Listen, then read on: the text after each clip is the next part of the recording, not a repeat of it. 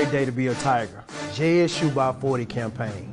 Coach Taylor, I was just thinking, I was sitting in my office and we were talking about Jackson State athletics, the tradition of Jackson State. You played here. What if 50,000 alums gave $40 a month for 12 months? Man, that would be huge. That's money in the bank for athletic program. Let's do this, Coach. I'm challenging all 50,000 alumni of Jackson State University, supporters, fans. Let's give $40 a month to JSU by 40 campaign. 12 months, 12 million. September to August, let's win championships in the classroom. Let's support Jackson State University. Let's support athletics. And let's make sure our coaches and our student athletes are successful. So again, Coach Taylor and I are challenging you, all 50,000 alums, $40 a month for 12 months to support Jackson State athletics. Go Tigers. Go Tigers.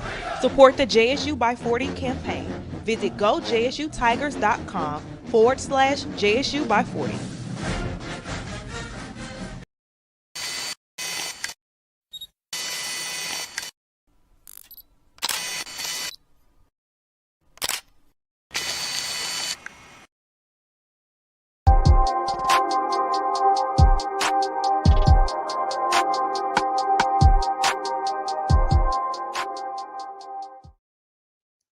What's up, everybody? What's going on?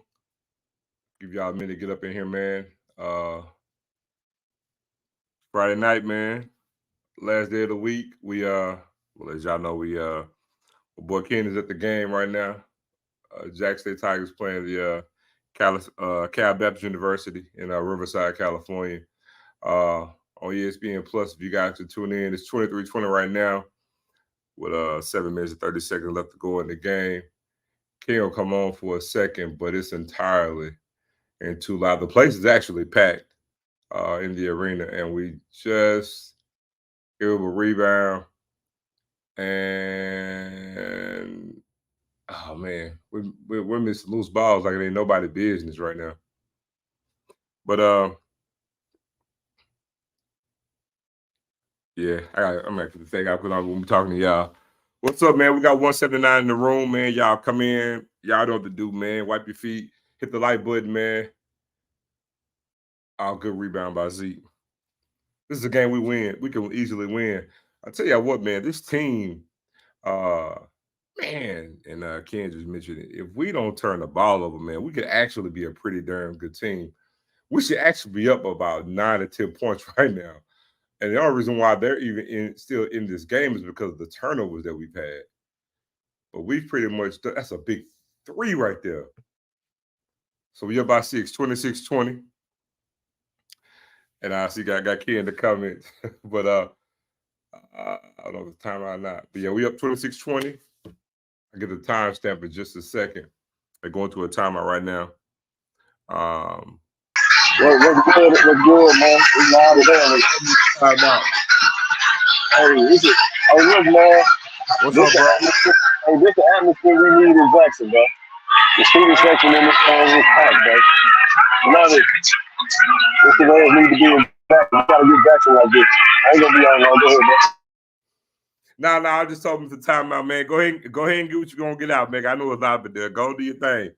Go on, get out. No, I'm not gonna say nothing until halftime, bro. We got 6 minutes, 29 seconds for halftime, and then I'll go up top. But that's it, man. It's too loud. All right, bet. And look, we're gonna go over some of the preliminaries, man. All right, so again, this is I got some stuff I want to address. Kind of a few things went down today. And let me see here, man. We'll get a chance to go over some of the things we got.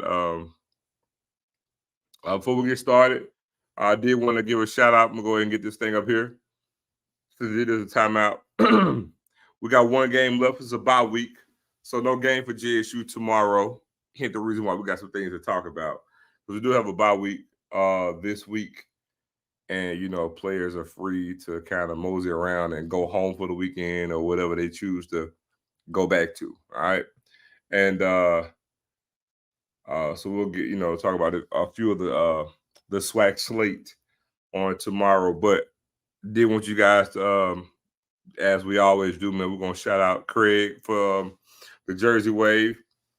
last game, Ken has people hit him up, want to get some jerseys. So any jersey that we get, anything that we do, we go through Craig, man. He does amazing work.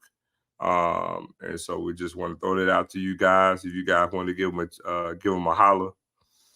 Also, coming up this weekend on Sunday, we got round 2, the remix, Boombox Classic, on this Sunday at A.W. Mumford Stadium, which we got to get into because I can't for the life of me. The last time we had a Battle of the Bands that wasn't a game, we was at Mumford Stadium. Hey, man, Dr. Little, when can we get one of these jokers in the vet? Because I can assure you, if that thing get in the vet, we'll get way more people at the vet than they do down in the Big Raggedy. So we did want to shout that out for you guys. And yeah.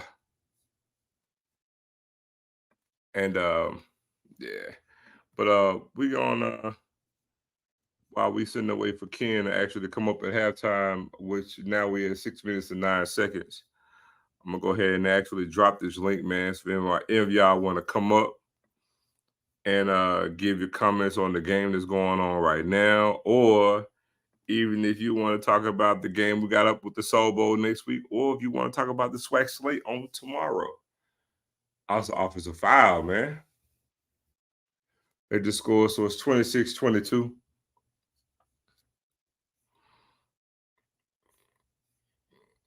There you go. Just by going Coach Reed event tomorrow. And Chase, he almost got in the blender.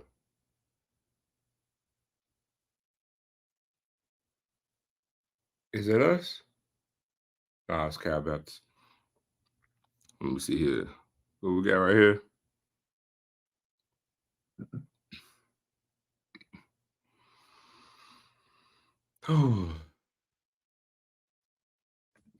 Hey, we got Brandy going in here. Let's see what we got else in here, man. Yeah, man, Craig does amazing work, man. Y'all for real, man. Y'all get any jersey y'all want to get, man. Even if it ain't JSU jersey, man, holla at Craig, man. He does amazing work, man. What up, Blue? And Blue, I gotta get up with you because I gotta send you that package, bro. Hate my heart to say that. I lost a bet, y'all. I lost a bet to Blue. Can't watch my bet, man. Hurt my heart too. That was close. But close don't get it. Close on the winning horseshoes. Oh, they scored again. So it's 26-25 JSU. We now are at the 5-minute mark. And you can see Ken is going live behind the bench. So you can set the view. If you're watching the game, you can actually, it's travel. Don't shoot that, dog. We don't run enough stuff for my liking. Bro, George, the bet was the number of wins that Alcorn get on the season. That was the bet, man. And so Blue got me. But yeah, man. Oh, somebody for the t-shirt color. Appreciate that, Mika. Soul Bowl's the whiteout. Some of your guy, Coach Fred. Coach Fred over there at Port Gibson State. Y'all know this Alcorn, that's their real initials, dog. PGSU. Port Gibson State University. Come on, dude. He gonna make that. He missed it. Man, these officials, dog. But let's see, man. Yeah, we'll get to this game, man. So look, man, we're not gonna dive too deep into the game because we got a whole week to actually get into it, man. Alcorn looks good, you know what I'm saying? The game is actually going to it's gonna be attended well, man. I'm hoping that Alcorn wins tomorrow because if they do, they'll put them to 7-3, and both teams will go into the Soul Bowl 7-3. The main thing I hope is that Prairie View wins tomorrow. Because if Prairie View wins tomorrow, then that'll give even more onus for Alcorn to win, because for Alcorn to clinch, they have to win out. And if I'm not mistaken, I think I need Prairie View to lose once. But if they just win out, they go.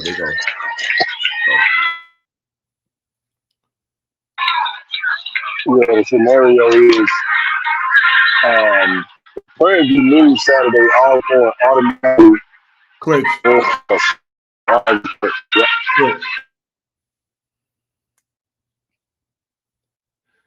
I think they got to win though. They have to win. Yeah, Alcorn has to win. The Prairie View have to lose. If Alcorn win, the Prairie View lose, then Alcorn clinch.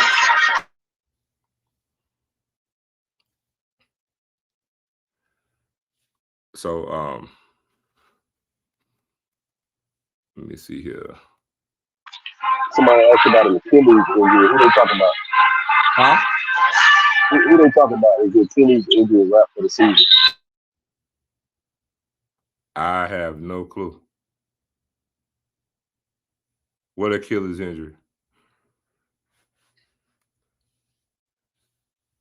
I tell you what, Ken, that arena is about like what we need, man. Hey, man, look at the attendance, though. And Riverside has a similar makeup to Jackson, honestly. I think the population is a little bit bigger, though. But Friday night game, man, I believe it's the home opener. It's the home opener, right, Ken? No, I think they played an exhibition game last week. Okay. One thing I gotta say though, man, they love Cal Baptist basketball over here in Riverside, man. It's a lot of alarms come through. I don't think they play football, but this is like a big time step for them. They pack that up in the thing. Yeah, that's what I'm saying on a Friday night, man. If only we could do that in the Jack, right? Again, this is what support looks like.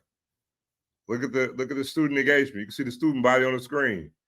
Again, man, that matters. Engagement, intentionality. But we can get there, man. We can do that too. Let's see here.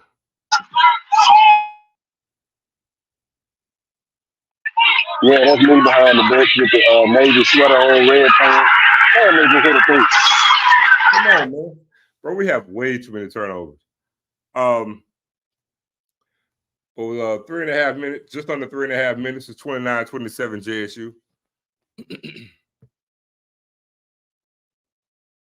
And at one point, I think we opened the game like it was 8-2. Largest lead I think we've had was 7. Oh, big time shot. We up by 5, 32-27. Big time shot. Yeah, we do play well in all white. We played better on the road this year too. But we got to close out this season at the Vet, man, with a dub. They just came back and hit a 3. So it's 32-30. We're coming up on the 3-minute mark now. Chase has been balling. 34-30. If we could just cut down the turnovers, man, this team would be good. But Kevion is a minute stand. He just turned the ball in. He got a steal and turned the ball in. Yeah, Kevion has about 4 turnovers this game. Wow.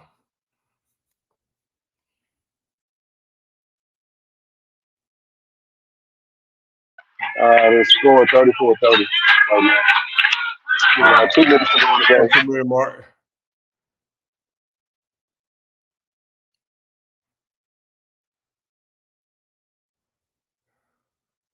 They got a guard, man. That kid number 1 that they got on their team, he's solid, man. Him and Chase going back. They battling right now. Both on about 5'8". They balling. Chase is balling right now. Chase is balling. Kevion, how do you throw this up, man?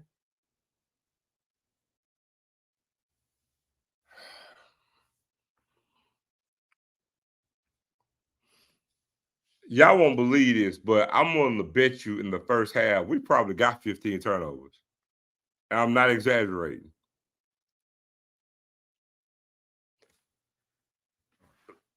Another turnover. Turnover, and we don't get loose balls well. It's almost like we're pressing.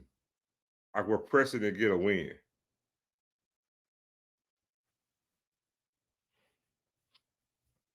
It's 34-32. All right, man. But Chase is balling. We're just under a minute and a half. And we need Chase to go and get a bucket.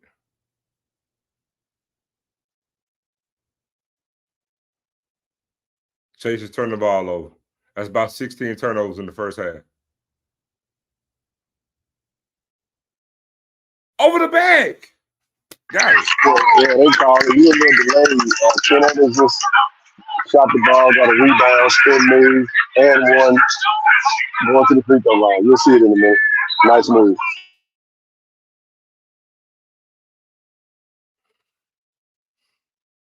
Yeah. But all right, man, we got 258 in here, man. Y'all hit the like, man. Hit the like button. And man, y'all go ahead and drop them donations, man. Cash App, PayPal, Zelle. We gonna keep this thing going, man. oh yeah, it was a sweet move. I just saw it. Wow, this is good. I can't really get into that.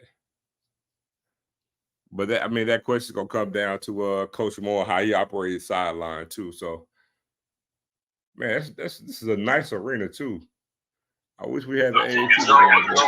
I absolutely love this arena, bro. It's like it feels like Cameron Indoor in this shit. They all on top of you. Oh man, we made a free throw, so we up by 5. Coming up on the minute mark. It's 102 right now, left in the half. If we can get a stop in the bucket, man, going to half up by 7, that'll be huge.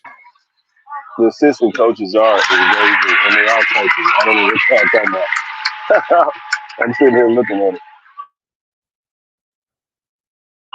Each assistant coach has a role that they play and they do very well. Oh my God, bro. Referees are trash.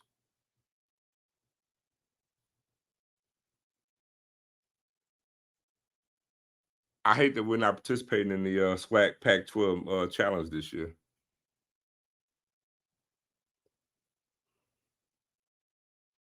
It's 44 seconds left. We up by 5, y'all. That dude should like Bill Cartwright almost. That man said Bill Cartwright. Don't it though? Almost. He just don't bring it up so like Bill Cartwright, but his release and everything is just like Bill Cartwright.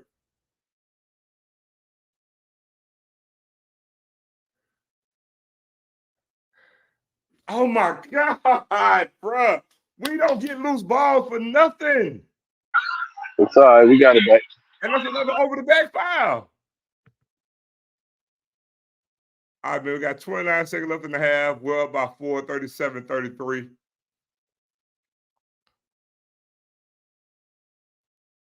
I'm telling y'all, we literally got about 17 turnovers in this half. Kevion, oh my God. Kevion is driving me crazy. Stay focused, bro. We at the free throw line, 38-33, 8.5 seconds to go. Hey, man. Kevion is going, man. We made the free throw. 39-33, 8 seconds to go in the first half. Uh-huh.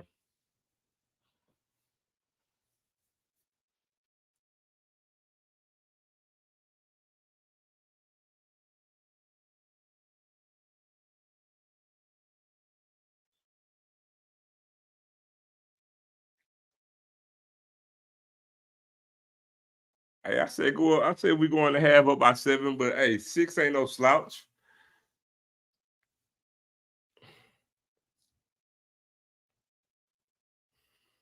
But I'm telling y'all, man, we should be up by a minimum of 10, 11 points right now.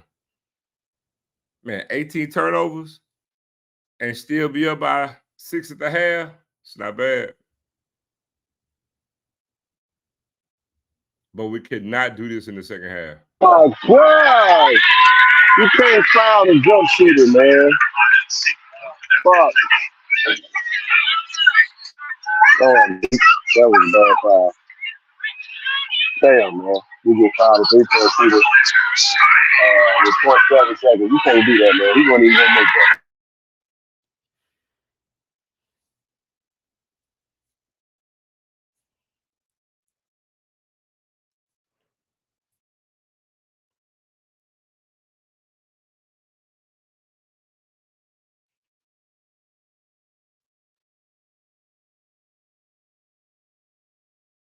That wasn't a 3 though, was it?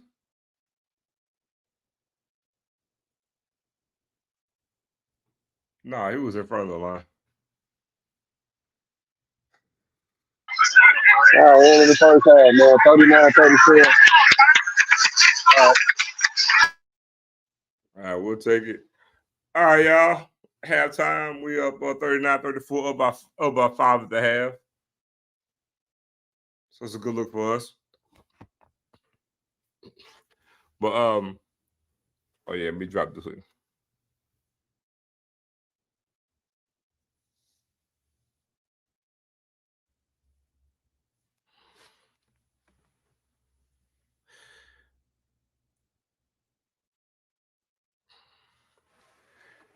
You know what? The celebration might be awkward for Alcorn, but it's gonna be good for me. As long as they lose, I'm good. We can't change the outcome, so it don't matter. Let's get it, man. I'm gonna walk up here, bro. Halftime. And y'all know we always be winning at halftime, man. And then next thing you know, we come out in the second half, nigga. Goofy. And just implode.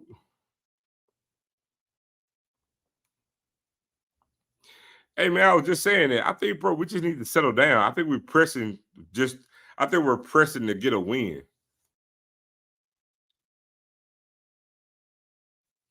Cause I don't know if you can hear me, but I said, bro, I think we gotta have about 18 turnovers. No, we ain't got but 6 or 7. I'm more than that. No, it's that's how many we got. I think we got 7. We got 7. They got 6 or 7 or something like that. Hey man, I'm sorry. Man, I'm out of shape, man. I'm walking up them damn steps. What's up, everybody? Oh my goodness. Woo! Guess what? I know what they feel like. Oh my God. I know what they feel like. Oh, baby. Oh, let me catch my breath, man. God damn, I'm out of shape. What's up, man? What's good, everybody? Hey, man. Appreciate y'all rocking with us, man, as always, man. Hey, look, man, I'm going to lose this weight in the offseason. I'm coming back 2024 my years, though. We going to get this damn fat off of coming back with that sexy body, man. Yeah. But anyway, no, man, great atmosphere, brother. Man, I'm enjoying covering basketball right now, man. He said, Ken, I thought you'd work out. Damn it, I do work out. When I'm sitting at the table, I work my wrist real good. Just like that. Just like that. I do a little walking every now and again. And then what's crazy is, though, you go one way, they got an escalator. You go the other way, and go down. So I had went left, and, man, I had all them steps. I'm looking at them steps like, damn, bro. I started to go the other way. But anyway, great atmosphere, man. 39-34. Halftime score, man. Cal Baptist, Riverside, California. Man, I spent like 20 minutes in the damn lobby talking to one of their alums, man. You know who he wanted to talk about? Deion Sanders, man. He like, man, you got to tell me, man, how was it? So we talked it up a good little bit, man. Yes, C. Lee was on the last show. Matter of fact, brother C. Lee, we gonna have you on, man, on the back hour to come on and talk about that photo, man. You know that photo that's circulating.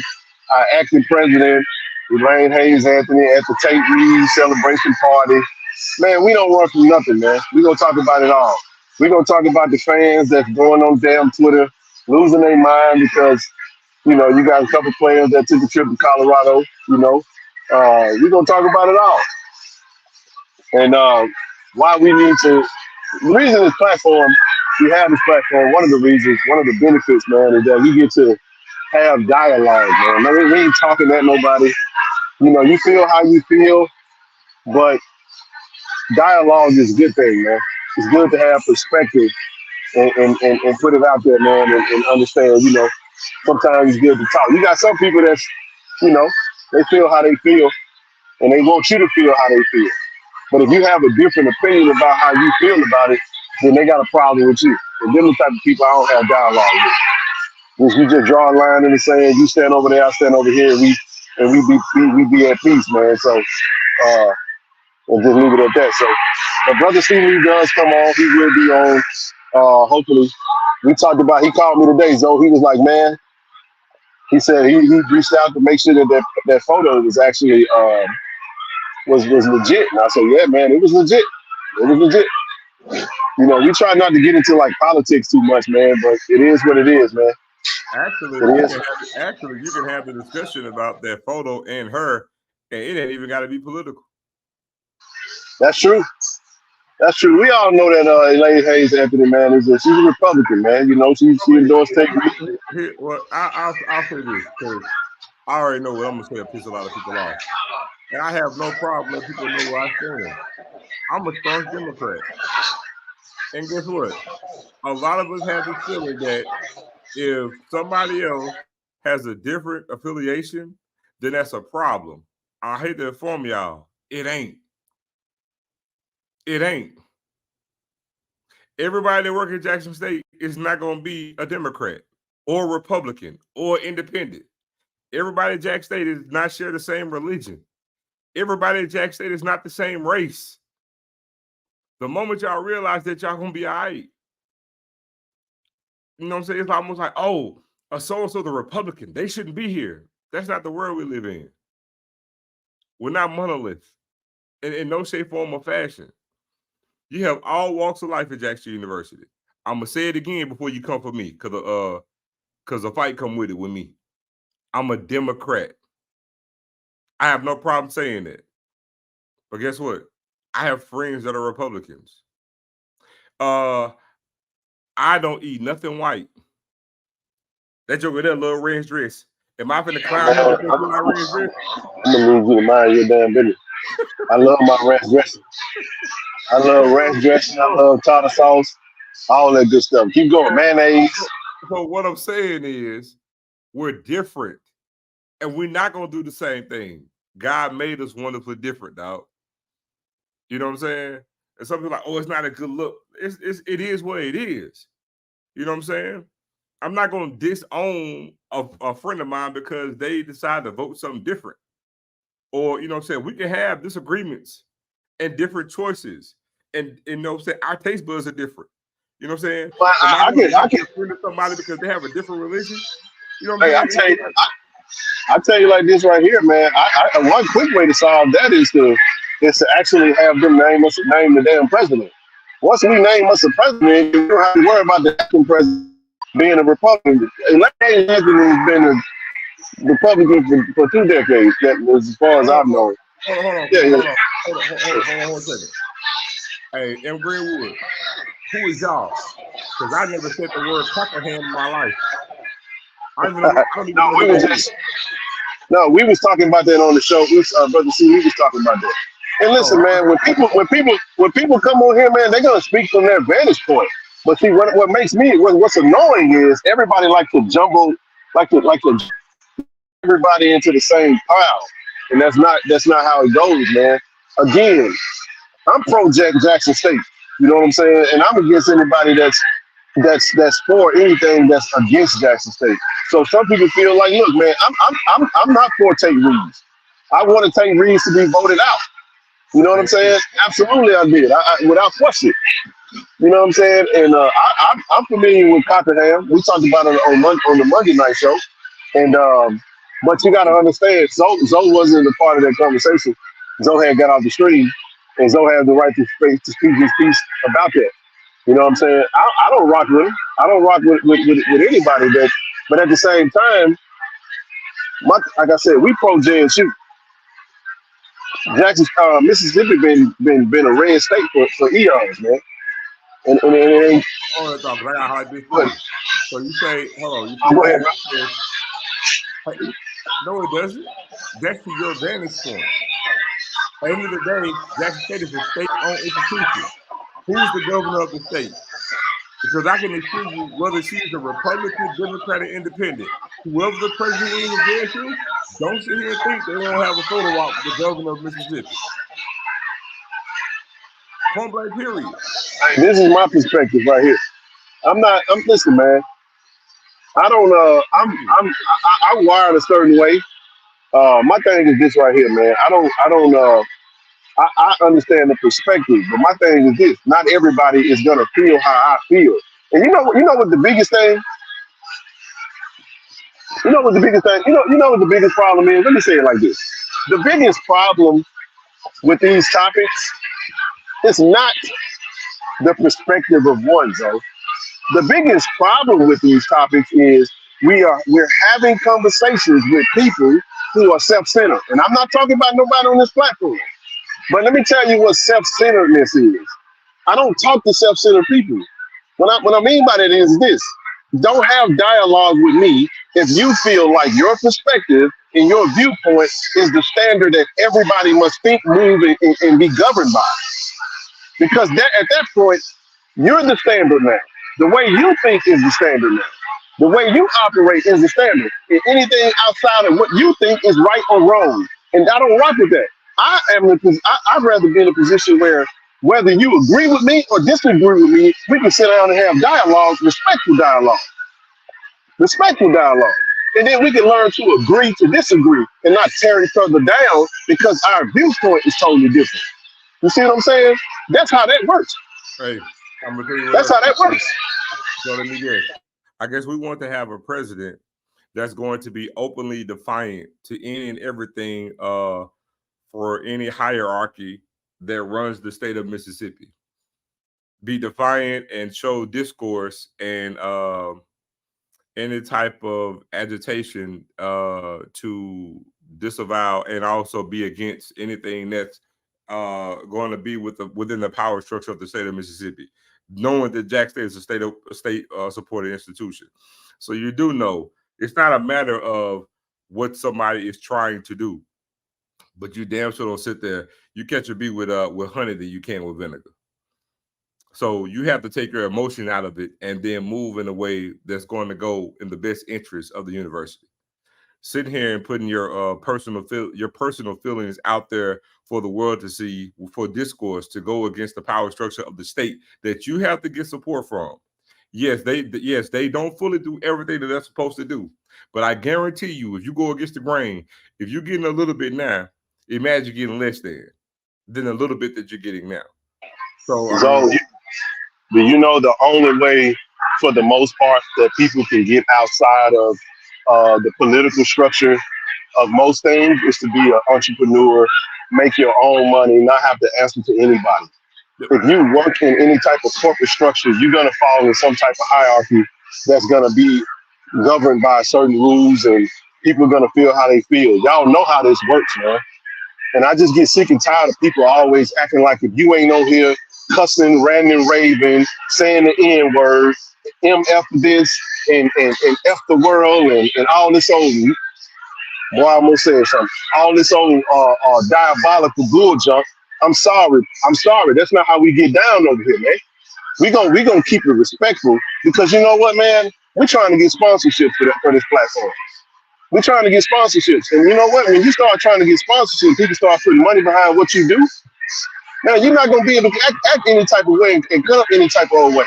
You see what I'm saying? And at the end of the day, now we're not gonna be fake. We're not gonna shuck and jive. We're gonna keep it raw and real. But what I'm saying is, whether you think whether however you feel about me or however you feel about whatever, my thing is this right here. Come up and speak your piece. We're soliciting dialogue. The link is in the chat. We're allowing people to come up. People would rather talk in the comment section or talk online, talk on Twitter and Facebook and all these other spaces. We're giving you a platform to have respectful dialogue. Because let me say something about this and I'll be done. Man, I ain't tough, though. I ain't tough. I always say that. I ain't tough. I ain't tough, man. You know what I mean? And this is what I'm saying. Too often, anything can go left. Anybody can fall out. Anybody can get into a fight. Anybody can get into a knockdown, drag out, and it may not end well for one particular party. The problem is we're not having real dialogue anymore, man. Everybody's talking at everybody. Social media has given a lot of idiots platforms, a voice that they think it resonates with amongst the masses, and they actually think that it means something. No, it does not. No, it does not. You get on Twitter and say all this tough stuff, and then you turn around and go answer to somebody, go clock in, and then you be a model citizen because you know good and doggone well you carry your militant unreceptive work and cut up like that, they gonna send you back packing. So if you can act that way and civil, you can be civil, then let's be civil and have dialogue. That's all I'm gonna say on that. I'm gonna hand that down, bro. And well, no, you got it. Because you just said something I'm gonna say it very quick. You look I love it. most of going on Twitter. I'm gonna use that opportunity to segue on to something else. Listen, Jackson had a bye week this week. Players are free to come and go. A lot of players went home. A lot of players, left and went to other parts of the country, went to see friends. I'm going to say this, man. Any of you Jackson State fans, if you're sitting there commenting and reaching out to any players on this team because of the destination of where they choose to go to, shame on you. And you ought to be ashamed of yourself. Do not sit here and antagonize or comment because you take issue of where any player decides to spend his free time on his one free weekend. We just so happen to have two because we played in week 0. And I'm going to speak on it. I saw it. I was I was appalled. And it actually, and one thing it told me, it actually told me and showed me that the same people who were commenting, you obviously don't have a clue about collegiate sports or had any relationships with athletes while you were at college. And I'm assuming that you actually attended Jackson or any form of college. Because there is no way in hell you knew an athlete who actually had a free weekend in any sport that had a bye or an open weekend. Because if you really knew, they go keep with their partners all the time. Kobe Paul is from Cedar Hill, Texas. One of Shedeur Sanders' best friends before coming to Jackson State. He gets a weekend and he decides that him and AJ Petty decide to go to Colorado to see some of his former teammates. Mind you, he played with the high school with Shedeur. One of Shedeur's best friends. And people were taking issue because a Jackson State player decided to go to Colorado and it's, we're not guarding the yard. There's nothing to guard while those guys are going to see friends. They're doing the very thing of the construct of what you do when you're in college. Make memories and hang out with your partners. That's ridiculous. And the other thing too, it's low-hanging fruit and you can't see the forest from the trees because you're emotional. Because you know what you do by doing that stupid mess? You mess it up for the current team and the current players. Because you got potential recruits looking at that mess. It's a shame. You got grown folk out here wanting to chastise players on what they do on their free weekend off. I mean, we have former players coming to Jackson. You think Louisville fans are sitting there chastising them? All the hell with him, kick him off the team. He's over there going, all the coaches. It's ridiculous. I'm telling y'all, it's plenty of players, even in different sports. Look, I told y'all, one of my best friends, TJ Billows, played at Mississippi State. I went to Jackson State. My other best friend, Marcus Johnson, he went to Mississippi State. But, I mean, we have friends that went to different schools. And I'm telling you, when TJ even had a free weekend, man, I'm telling you, same thing at Jackson State with fraternities and sororities. Man, when Jackson State got a game, man, you got the sororities from Jackson State being Baton Rouge and Southern or going to another set of fraternities at another school. It happens all the time. I'm like, did you go to college? And we got grown folks chastising these kids because they went to see their former teammates on their free weekend. Thank you. Even it don't matter. At college, you got friends that go to different schools. So according to these idiots, that mean, hey, if you play in the boom, man, if you got a free weekend, damn, you going to kick with somebody in Southern. But I know they were like, that's something different. That's banned. No, it happens in every sport. Baseball, women's basketball, men's basketball, soccer, bowling. It does not matter. They have friends at other schools, and they go kick it with them. But, man, you can feel how you want to feel, but leave them damn players alone. I'm going to get out my soapbox there because now we back playing. We up by 1, 39-38. But, man, I saw it, and I couldn't come at the time. I was like, I'm going to talk about it this evening. But, man, that was just utterly ridiculous, man. Grown folk out here want to chastise. And let me just tell you, several of the players were talking about it. That's why I'm talking about it. Several other players saw these comments like, man, it's a shame. The players don't feel the way you feel.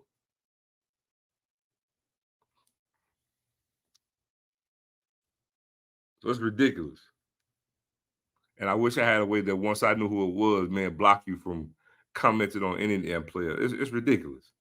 How you grown? You still coming? And what's crazy is you following the players. They not following you. It's crazy. That's a really good point, bro.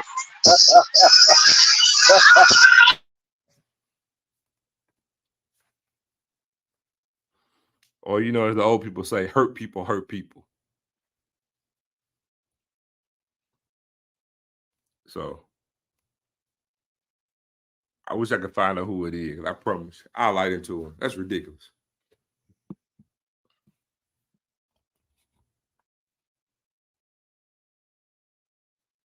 But let me yeah, man, y'all come on up. Let me drop the link again. My boy done got back to his seat. It's our commercial break right now. Peace.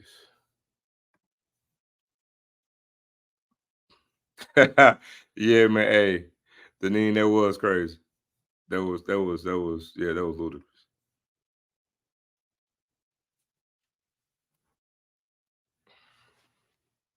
Yeah, we're down by 1 point. It's a TV timeout right now.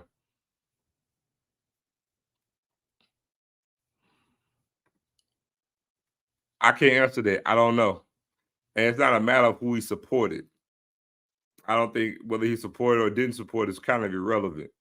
I mean, you do what you have to do, man, for the best construct of the school. The point that I'm making is that if you listen to most people around or ties Jack State, I mean, it's almost like you get the feeling that every single person that's attached to Jack State has to be a Democrat. And if you're not a Democrat, then it's a problem. The point I'm making is that we're all different.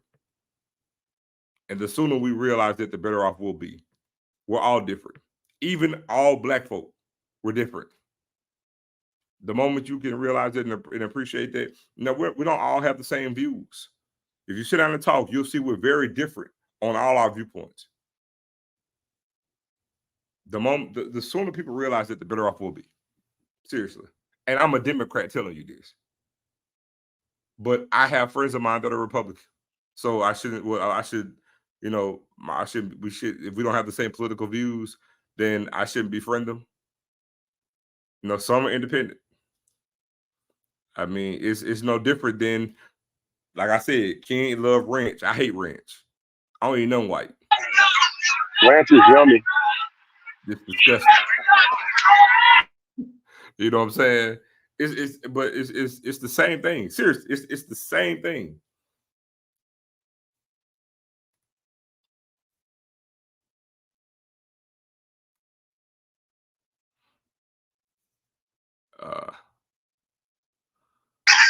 Let's get out of the damn fingers, man. Call the damn game. Oh no.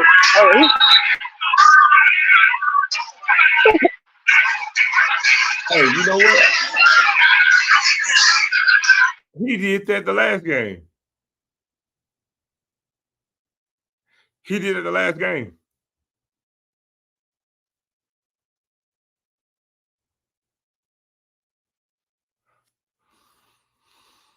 Oh, Oh, Brandon, I'm good, man.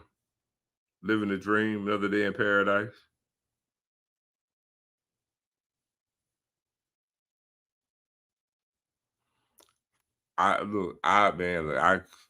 People were the president when my dad was at Jack State. I couldn't tell you nothing about who we supported, what was going on when people was the president of Jack State.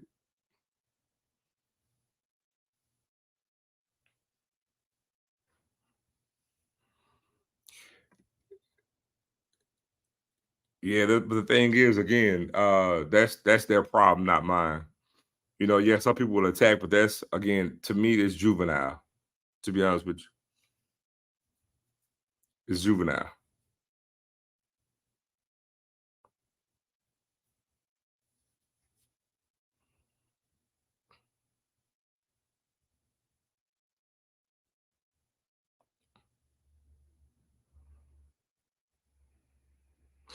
Oh, and Charles, let me say this. Prime ain't trying to post nobody at Jack State. Let's be honest. Deion Sanders could have took anybody he wanted from Jack State to Colorado. He could have. They're here at Jackson State. It's not like he could have got somebody and he got rejected. And he's not trying to poach anybody now. Like, it is what it is. It's the new nature of the beast. And there's nothing you can do to prevent somebody from leaving at any school. NIL is here. They can transfer. They got all kind of waivers. So, and guess what, guys? After this Alcorn game, we're going to have people jump into the portal. It's going to happen. Hey, Zoe, you said something. Hello.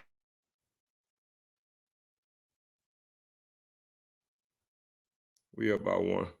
But yeah, we're going to lose some players after the Alcorn game. And guess we're going to lose some players, and we're going to get some more players back, which is from another turnover.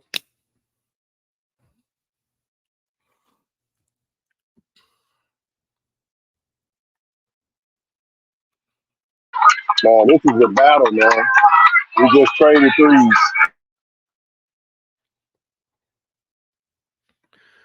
Hey, BBM, I'm not even here to disagree with you, but let me ask you a question.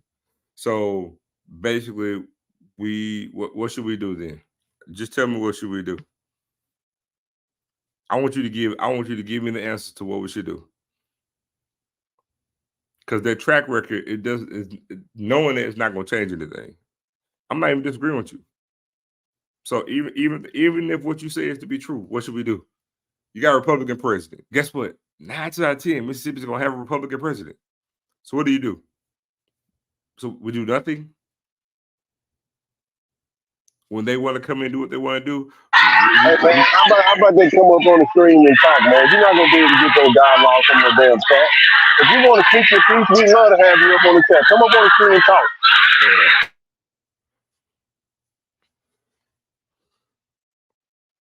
So, I mean, that's the thing. But yeah, man, we dropped the link again, man. Y'all come on up. I'll drop it again. I will drop it again. Here y'all go. Come on up. You ain't got to be on the screen. You can black out the screen. There you go.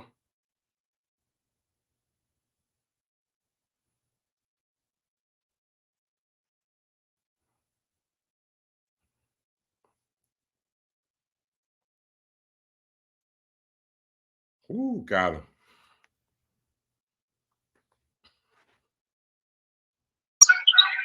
No worries. Just come up the next show.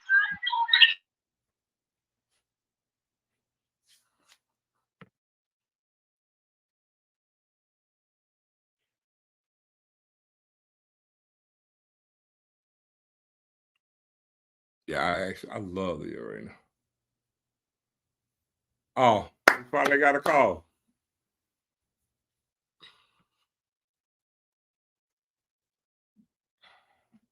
$44.43, y'all. Hey, man, our men gonna be pretty good this year, bro. I'm telling you. Watch it, I tell you. Yo, Kobe, what's up? Kobe, we're sitting at 11 commits right now. Oh, big shot. We up by 3. We got 11 commits right now, Kobe. 11 commits, 8 3-star players committed right now.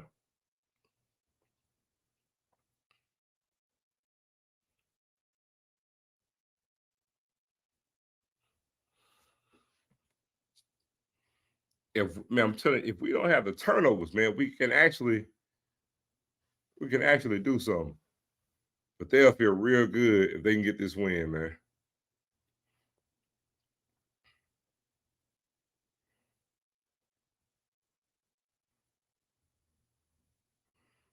And FYI, y'all see the conference affiliation on the court on the floor. No foul. This is a whack school, man. Hey, I would say this about players being coached. There's a way, Joe, that you can actually. Hold on. That was an offensive foul. All I'm gonna say, man, is NIL, NIL, NIL, NIL, NIL. That's my favorite.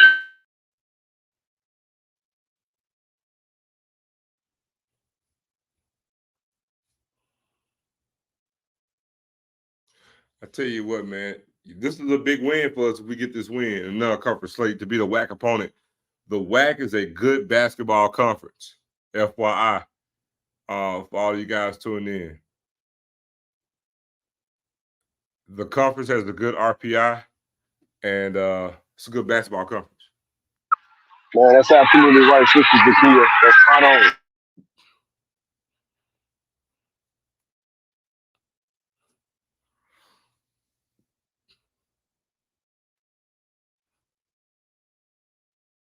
Yes, we know the reason about Rico, but we're not gonna report that.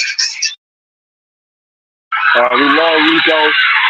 We hope Rico will be back next season. That's the expectation.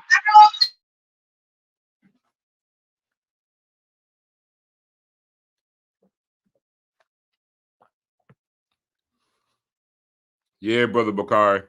That's why I was just talking about that. This is a big win if we get it. The WAC is a well-known good basketball conference. And then, like I said, the game we got on Tuesday, we played Loyola Marymount, who's in the Western Conference. I'm sorry, West Coast Conference. It's a West Conference. They're in the West Coast Conference.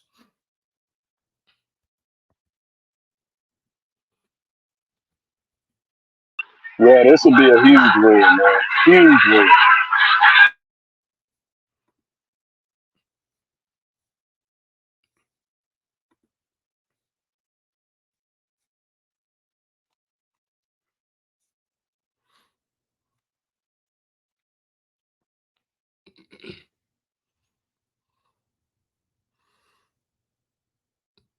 I tell you what, the last team outside of Cal Baptist that we played in the WAC was actually Grand Canyon. And we played them, and I think when we played them, man, they beat us like 22 or 23 points the last time we played them.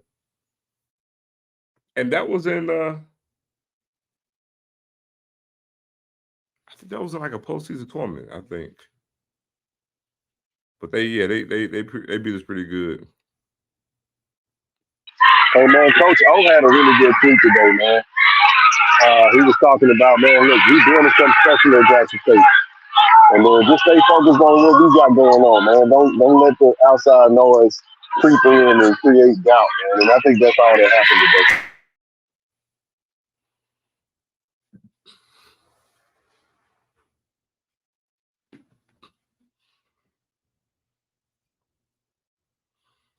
Yo, Charles, if you're trying to come up, you want to have to come out and come back in. It's showing your device is not connected. I don't know if it's your signal or what.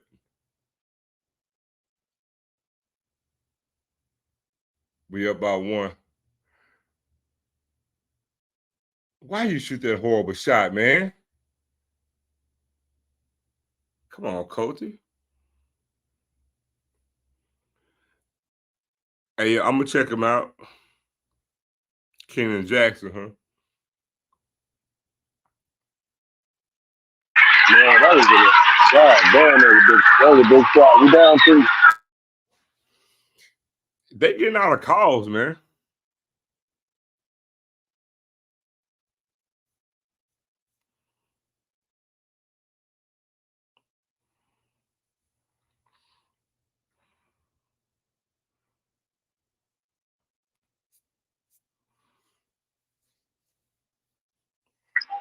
Yeah, that was balling, man. Ken Evans is balling right now. Going to the free throw line for 2. We down 2.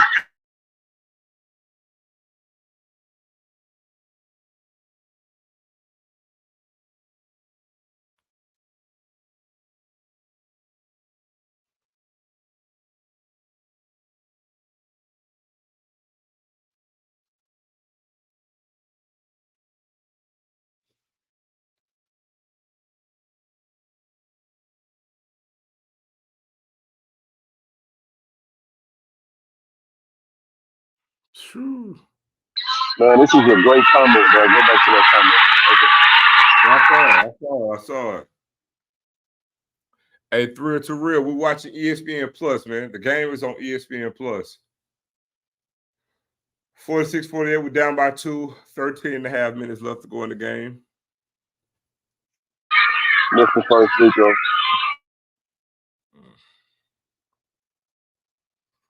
Memphis beat Missouri.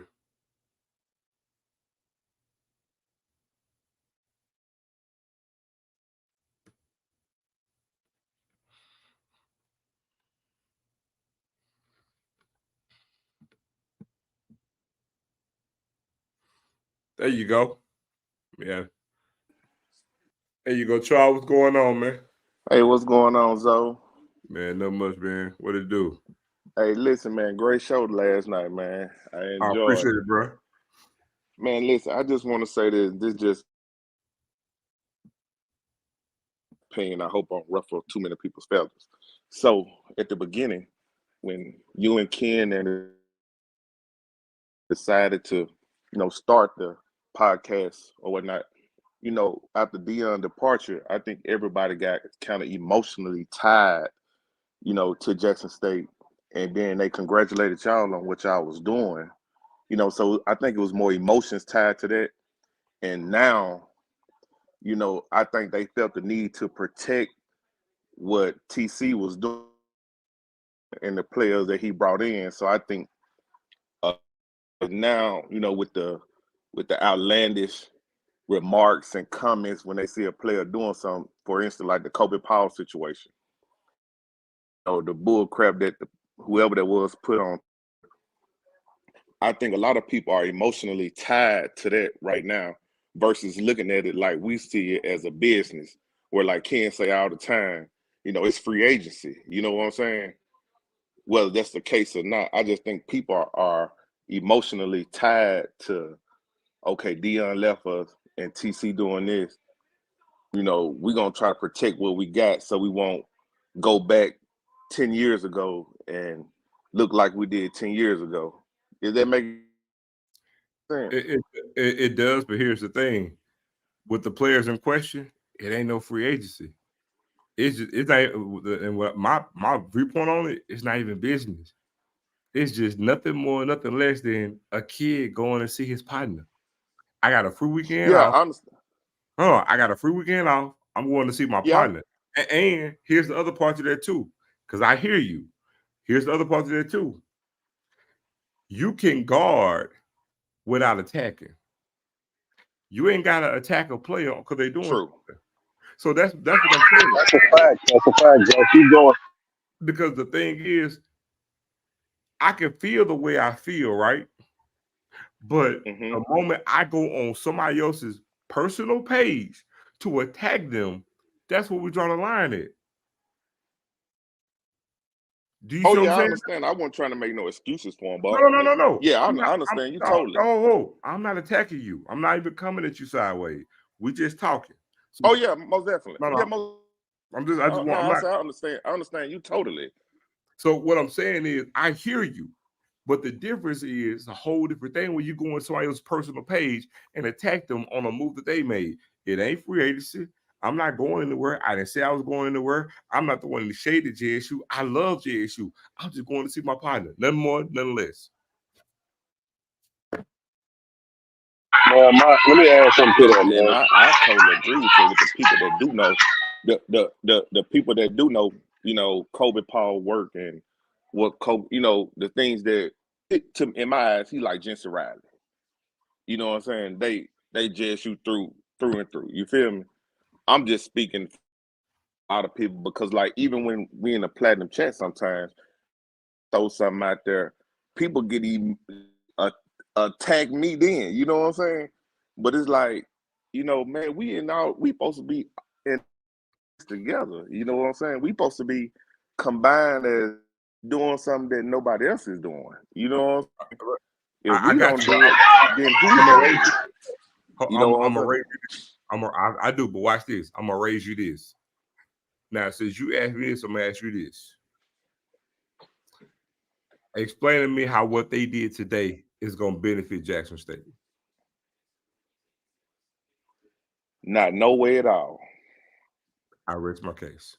It actually shines a more negative light on things that we're trying to fix. Because here's the thing: while you chastising that player, you got the class of 2024 looking, the class of 2025 looking, their parents, because this is just because you have to remember, it's never just one thing. Life is going to continue to go on, and things just constantly add up and add up and add up. So the point I'm getting at is that nothing you did, so they say if they feel like they're doing something, or I told them, or I put them in a place. No, you didn't. You're working against the school. You're working against the very thing that you love. That's right. You're absolutely right. And I think once people take the thing about it, it's okay to be emotional about if you're an alumni or this and that. It's okay to be emotional about the thing, but at some point, most of these kids, their age in a way. Why are you even say on a kid's personal page? If you're gonna go on there and it's a recruit, on there and put your gifs up or whatever, your likes, and move on. But don't go on there saying this and all this and that. And like I said, it's been people in the platinum chat that attack another person just because they say certain things, and it's not. You know what I'm saying? It's okay. Hey, let me stop you, hold on, bro. But what are you calling me, attack? A response or something? Because I'm running to the platinum chat myself. And I don't stand for that at all. So I don't know what you say, an attack. You mean a difference of opinion if somebody posts them? So here's the thing about the platinum chat for those that don't know. When we discuss in the platinum chat, you ain't the platinum member, you ain't gonna know that. I keep the platinum chat from turning into a bunch of chatter because we talk about specific stuff. So what I do is I try to control that so it doesn't turn into a damn blog chat session. Because we have a lot of people that don't comment that just want to hear the news. They don't want to hear all that extra stuff. So that's where that comes from. It's like we're not discussing that up here. So we try to keep it from getting out of hand. So when it's not an attack, it's saying, hey, we're not going down that road. So I'm saying you keep mentioning the platinum chat. I have to make sure we set the record straight on that. Because I control the platinum chat. I manage the platinum chat. So if something gets deleted, I'm with you. It's not. No, it's not no knocking what you do, because I appreciate what you do. What I'm saying. My purpose of saying that is, my purpose of saying that was I was just bringing out like the emotional side of it. You know what I'm saying? Yeah. It's okay to have emotions. No, I got you. I got you. No, I'm with you. Here's the thing, though, Charles. I hear you. I feel you. But the thing that I would even say that I would say that too, though, is that, you know, again, I'm emotional too, right? You know, I'm passionate about this. I'm passionate about this. But the thing is that there's a demarcation, there's a threshold, because even if I'm passionate, like Charles, me and you could be talking face to face, and to kind of give you an example, we're not going to agree on everything, but at the end of the day, we on the same team. And just because we have a difference of opinion, just because we have a difference of opinion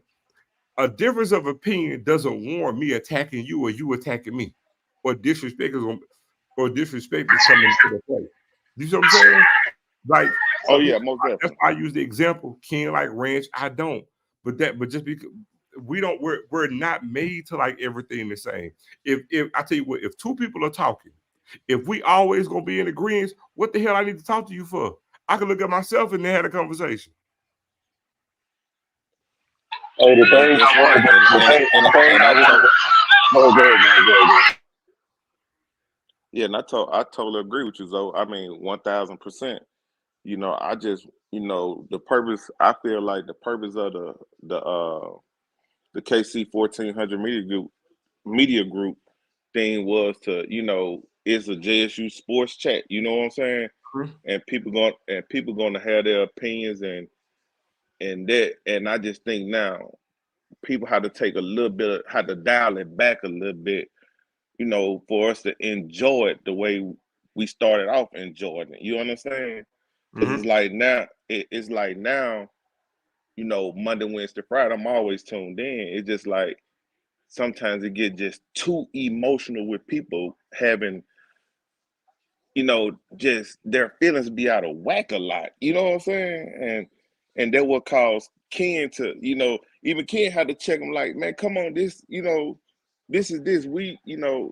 I know what I know, and y'all going off assumptions, and I think that's just what bothers me a lot. It just, people don't agree with everything, or they want to know everything because so much was put out there, and they don't know everything, so they start assuming stuff, But and then when they assume stuff, I'm gonna tell it you, causes problems. I'm gonna say this.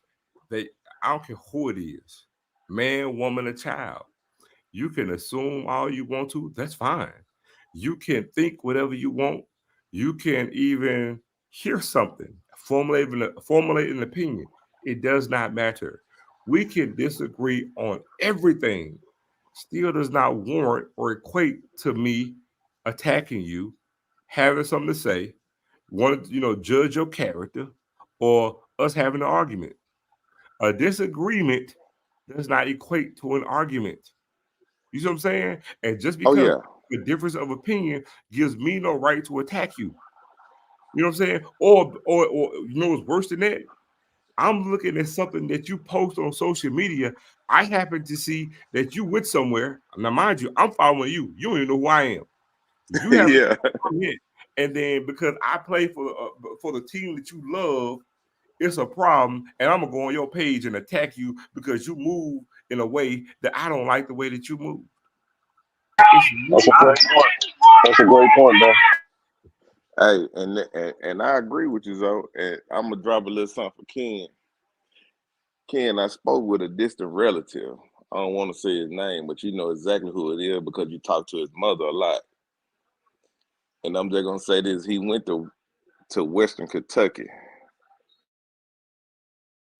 He prays right now that he would have came to JSU. Yeah, I know exactly what you're talking about. Hey, but let me say this, bro. God damn, man, cause y'all keep talking, man. I hope I can catch it before we get out of here. It's 7 minutes to go, but it's too loud, bro. I really want to. I love you, bro. I appreciate the dialogue, man. Keep it coming because we need your perspective because it sets the balance. You know what I mean? It gives the perspective. Oh So a yes, lot sir. of times, we know what people get emotional about. So a lot of times we be trying to nip it in the bud so it don't go left because we know shit can Yeah. go left fast. So I be like, nope. When we talk about that, nope. You know what I'm saying? Oh yeah, most definitely, man. I mean, I just, like I said, when y'all first started, man, it was just, it was high energy. It was just, everybody was on board for the initiative. Everybody was, you know what I'm saying? I guess then, Now we dealing with hate. It done switched, bro. It's a lot that come our way, but we just motivated to keep going. So the support is what we need. I ain't worried that's about the right. haters and the people that's tripping with it. The hell with them. We gonna stay the course because Chuck, they don't know all that what we do. You know what we do, but everybody don't know what we do. When I say we, I mean we. And you know what I'm saying? And it's bigger than just the initiatives on the screen. And you know exactly what I'm talking about. That's right. And man, like I said, I appreciate the platform and everything. And I rather see it keep going, you know. And one thing to you, Zoe, you made that guy look small last night, man. He laughed and joked all night, but you really made him feel small. He tried to throw his little shots in there, but he couldn't. You know, everybody get upset about the guy. You know what I'm talking about? The show last night. Everybody get upset when he post stuff and when he say stuff about Jackson State, but you really made him look small last night. Talking about old off script. Yeah, but I'm gonna say this, man. He does what he does because he know he gets under Jackson State fans' skin. And I know that. But like I say, when he was talking to you, you could tell he couldn't really rebuttal off nothing when you spoke highly of Jackson State. He really couldn't say nothing. Because honestly, I don't think he really knows nothing. Well, yeah, I'm gonna say this. He don't genuinely hate Jackson State. He just genuinely hate Jackson State fans, and he genuinely want to get under their skin. But the thing is, and it's kind of true. I mean, he know he gets under Jackson State fans' skin, so he keep on doing it. Hey, that's true. That's true, but like I said, man, I appreciate you guys. Man, listen. Everybody need to donate. Everybody want to say we need to keep our play, upgrade this and upgrade that, or do this and do that. Man, donate to the school. Donate to the JSU by 40. Donate to Giblify, Friends of KC-1400. Just donate. I mean, stop talking and donate. Hey man, if we did our part, Jackson State be playing this game. They're playing right now in the AAC. They could. Right. About 10 season passes, haven't been in one game.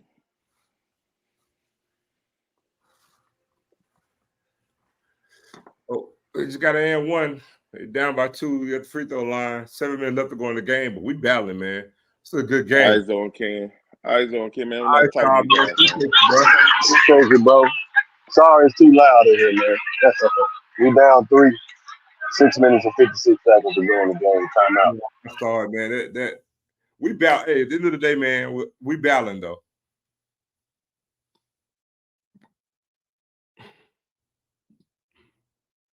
Come on, man. Hey, man, I don't like how these guys can be extra physical with us, and they call like these little whack fouls. We're down by 3. Timeout. 6:56 left to go in the game. We're down by 3.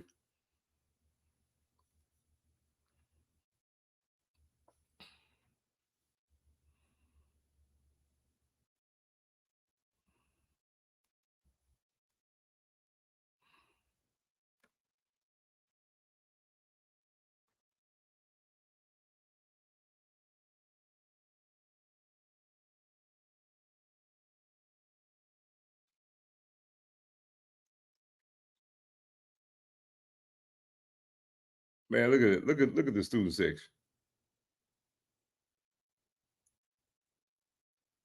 That's crazy. Man, I would love to have it at the AAC, man. I would love to have an AAC like that, man. Could y'all imagine literally a sold out AAC? Man, you know what that would be like? With an engaged student body and the boom in there. Like, do y'all understand how lit and I've seen it. I've seen it before. A long time ago, but I've seen it.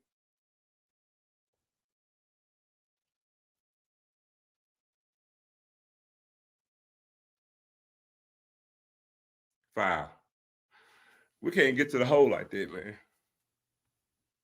Send them back to the free throw line.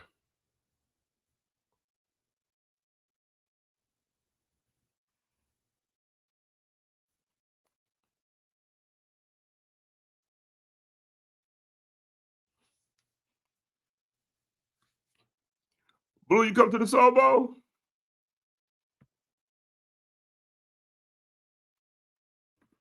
Hey, we're actually getting a new scoreboard in the AFC. We're getting a new scoreboard.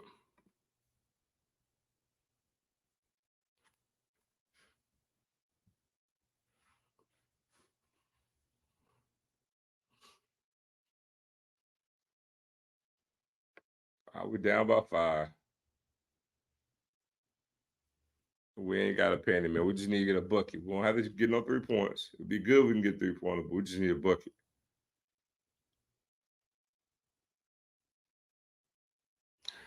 Oh, Jesus. Turnover. They killing me, man. They are killing me, man. I ain't even saying nothing, bro. They killing me. Hey, man, this dude number 1 for them is nice. Yeah, lefty too.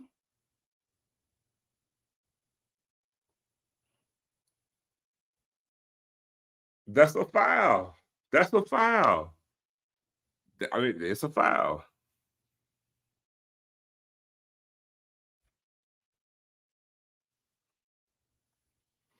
That's a foul.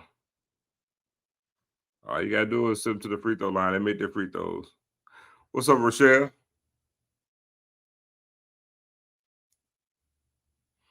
All right, man. We got 306 people here, man. How many? Man, y'all put in the comment. How many likes we got, man?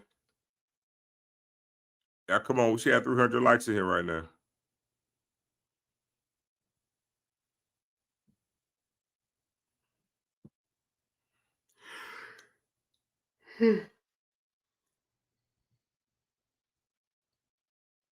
Oh, this both of them. That's big. We got 181 likes, man. We got 300 people in here. Man, y'all come on, get us 200 likes real quick.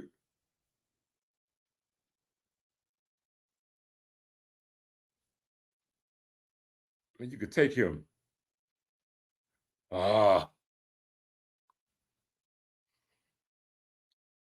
We coming up just under the 6-minute mark.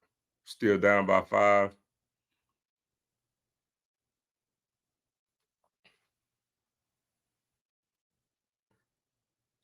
Rochelle, you should went to the game. Oh, down by 8. That was a long 3, too. That's what we don't have, man. We need some shooters. They just hit another 2. Yeah, I saw it. You said long 2? No, they just hit another 2. You see. Oh, damn. 4 minutes, 38 seconds today. 69-60. We're down 9.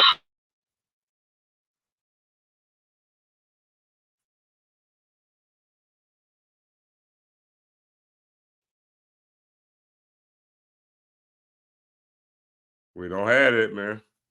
We don't have shooters. That's what you need, man. You need shooters when you got them. What's up, Craig?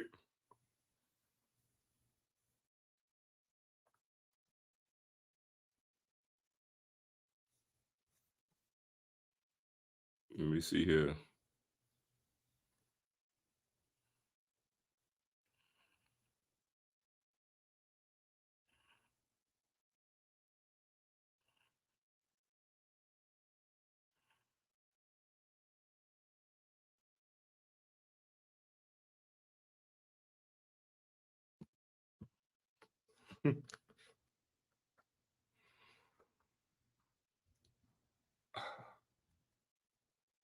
Man.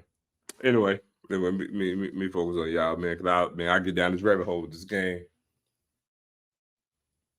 So yeah, if y'all just not tuning in, we're playing California Baptist in Riverside, California. And after this game, we'll mosey on to LA, and we'll be in LA from tomorrow through Tuesday night.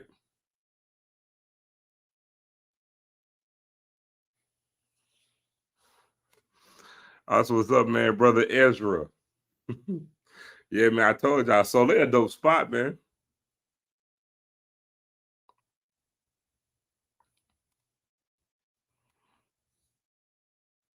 Yeah, so they would have a dope spot.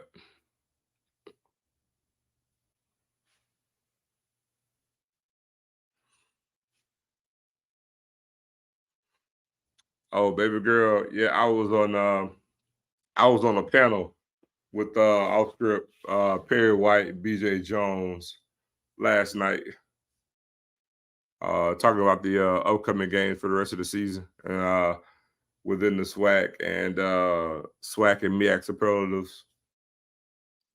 So it was a pretty dope show.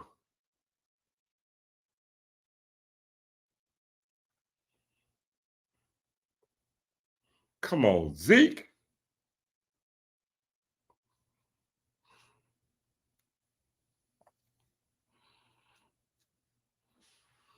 Yeah, we'll let them know, man. We got 292 in here watching, man. We should have 200 likes easy.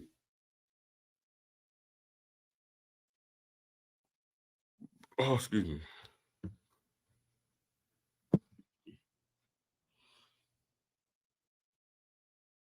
Make your free throw, man. Jesus Christ. That's a bad recipe. I'm talking about high turnovers and horrible free throw percentage. It's a bad combination, Ken. Yeah, they ain't stopping no damn team, brother. Ooh, miss both of them.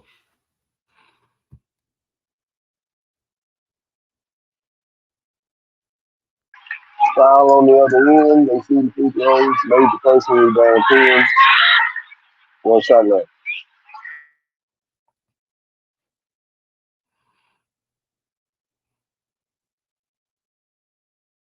Down 11. Huh? We down 11. 4 minutes left. There you go. Every game, we implode.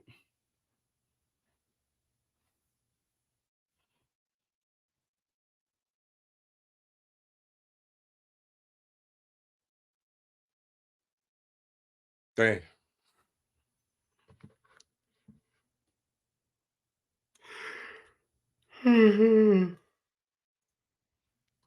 Damn it, boy.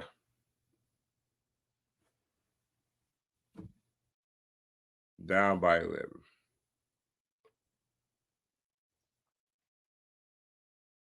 And we needed Deshaun Ruff in this game.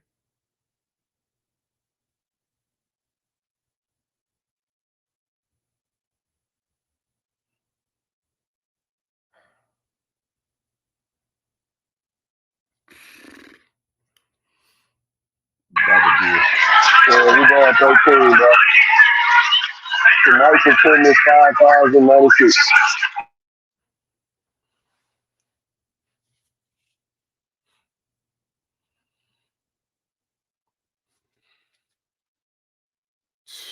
Man. We don't run offense, man.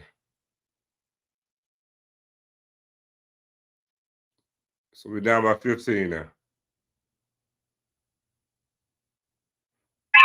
We down 13. 3 minutes, 21 seconds left to go in the game.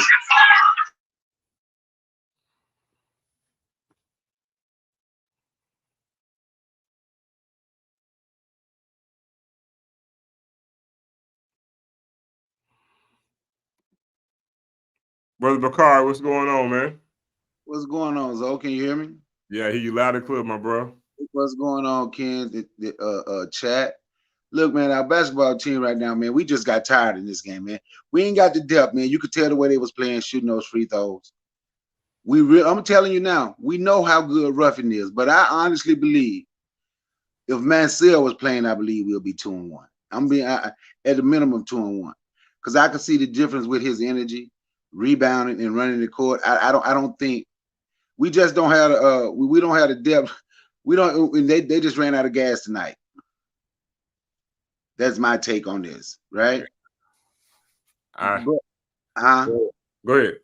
But I want to say something about the Twitter thing today, and I'm gonna say this, right? I say I know y'all are genuine about what y'all do, and I would say I know Rev, and I say Rev is genuine how he feel about JSU, and I leave it at that. I don't discuss me and my name around like that. So I look in the mirror and talk about me. So when I first seen it, I'm being honest, it did bother me because I get tired of people taking, and I'm just telling you what I saw from the picture, right? Did I come at those young men? Nope, I would not come at those young men and say anything negative about them. But my thing was, I want to guard the yard. And I'm tired of people taking from us. Is for me, I say it's bigger than Jackson State. I'm like, everything has always been taken from us in this country. So it did bother me. And I'm just, like I said, I'm just going from what I saw in the picture. Let me stop right there. Bakari, you know what? I agree with you. You should feel that way. You're allowed to feel that way. But what did you just say? You can feel the way you feel and not go attack somebody, Bakari. And you didn't do that, did you? You see what I'm saying? Do you see where I'm going with this? Yeah. See, the thing is, not one time and nothing that I said had anything to do with how anybody feels. I'm not God. I can't govern an opinion. I can't govern your thought. You see what I'm saying? So what the point I'm getting at is you have every right to feel how you want to feel. Now, one time or any time tonight did I say how somebody should feel about what they see. What I spoke on is the action that took place. And no grown person, because of what you like or what you don't like, should be going to any kids or young adults page and comment about what they did. That's what that's what a line got crossed at to me. You can feel how you want to feel. I got you, and I understand exactly what you're saying, right? So that's why I said I wouldn't go at those young men. Like I said, I have a 20-year-old at Jackson State. I wouldn't want nobody to come at my son like that. Exactly. So it's something Ken said earlier, and something I agree with. I always said it, but as black men, we need to know how to sit down and talk, and we can think different and still be going the exact same way. Because everybody's not going to do the same thing. But like I said, I know y'all genuine, and I know that brother is genuine. Because when that brother said, "Look, he has raised money and took water, he done all." So, as far like I said, I don't speak on that. I look at the mirror at me, and if I said something, I was talking to a guy on the other day on Twitter. His name was DJ Master Key or Mr. Key, something like that. Mm-hmm. And I said, if I offended anybody, with my statements, I said, I didn't mean to offend nobody, but I'm tired. But I'm tired of people taking from black people, and that was my stance, and that's what I meant. I'm tired of people taking from us. I don't want nobody to come take nothing from us no more. And I'm not going to disagree with that thought and that feeling. And I will, and I will crash out for that. And I don't want nobody to come and take nothing from me. So that's why I'm discussing me.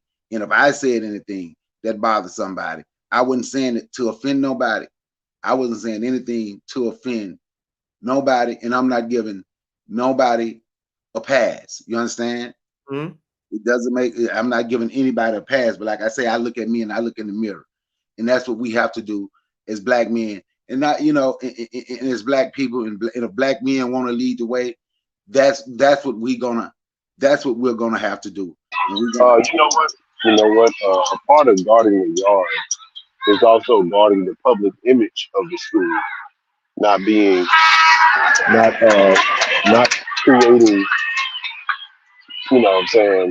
animosity in the airways that Joe talked about earlier. That's another part of guarding the yard. It ain't just saying, and I don't know why people think that just because there ain't a picture and the players ain't on campus, that don't mean that somebody can coach your players. Y'all don't see their text logs or their phone calls. You don't know what's going on. You go off the picture and think that just because you saw a picture, it's telling you what's really going on. That picture can be more deceptive than if you didn't see it.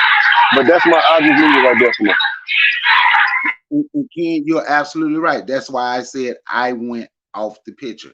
And that's why I said if I offended anybody, I was not trying to offend anybody if I did. I say that not knowing what you said. I didn't see it in your piece today, so I don't even know what you said at all. I honestly, and to be honest with you, I didn't get on Twitter today until somebody tagged me and added me, trying to come at me with some foolishness. And I'm like, why you coming at me, bro? I don't know. I got all kind of shit going on. And yes, I'm aware of a lot of stuff that we don't talk about. because we're not that privy to talk about that type of stuff. We do way more than what these people think they do. But start talking about what we really do and start showing people think we showing out. People think we trying to get some clout. Man, we do real work, man, and I don't have time for nobody trying to sully my reputation and attack my character, because I really want to say fuck you, but I don't want to go there because I ain't trying to kill no beef. But I just ask people to put some respect on my name, stop tagging me, leave me the fuck alone. Because I'm doing the real work and I really am guarding the yard. Now you guard the yard however you feel like you need to, but just because I ain't doing what you doing, that don't mean you have a right to check me and feel like I'm in the wrong because you think that what you doing is the standard. And if I ain't doing what you think I should be doing, then I'm some kind of way, I'm wrong. Man, the hell with you and your thought process, if that's how you think. You know, I agree. Let me tell Ken, I agree with what Ken just said. I do. Go ahead, Zoe. But I want Ken to know I do agree with what he just said. I know. I was just gonna tell you that no, bro. Like when when you came in, when you spoke your piece, that's something I heard you. I was like, guess what? I can't even disagree with nothing you said. Do you see what I'm saying? You have a right to feel and think how. And the thing I want to get lost in the sauce is that I agree with your train of thinking. But the difference is, no matter how I think or how I feel, I'm not finna go at a player because I don't like what you did or what I perceive with what you did. Because at the end of the day, now granted, I know a little bit more than that, so it's not just level surface because it ain't no poaching going on. But that's beside the point because that's semantics and me just knowing more so than somebody's looking at a photo. You see what I'm saying? The point I'm getting at is that because a lot of us feel a certain kind of thing, but we don't just put it out there in the atmosphere. The thing I'm saying is, I'm 45 years old, dude. The hell I look like going on a 20-year-old page because he decided to do something on his free weekend. The hell I look like. And my thing is, now I can feel the way I feel, and I'm right in my feeling. But it's what I do with that feeling that you cross the line on. When I say you, I'm not talking about you in particular. I'm saying you in general because you didn't do it. Do you get what I'm saying? Oh no, yes, I understand. I understand exactly what you're saying. But you know, I wanted to come up here and say that in case if I had offended anyone, I wanted to say mine. But like I said, I didn't go at them. I didn't go at no you. I mean, actually, I didn't go at nobody personally. I didn't go at. All right, look, until you came up here and said something, I don't know who said what. No, but I'm just saying, I didn't go at nobody personally, and I wouldn't. And when Ken said tarnished the reputation of the institution, I never plugged my channel, and I'm not trying to do it now. But if you have ever heard any of my channels, how I have to defend Jackson State and HBCUs against Black people all of the time. So I agree with that too. Like, you don't want to tarnish the reputation of the school. You don't want to tarnish the reputation of HBCUs. And I'm always defending it against other Black people. So I do it all the time. Man, I could show you shows where like 10 shows in about 10 lives in a row where don't make a difference what it is. Everything that has ever gone wrong is because of the HBCU. I had somebody tell me Jackson State is the reason the water was messed up in the city of Jackson.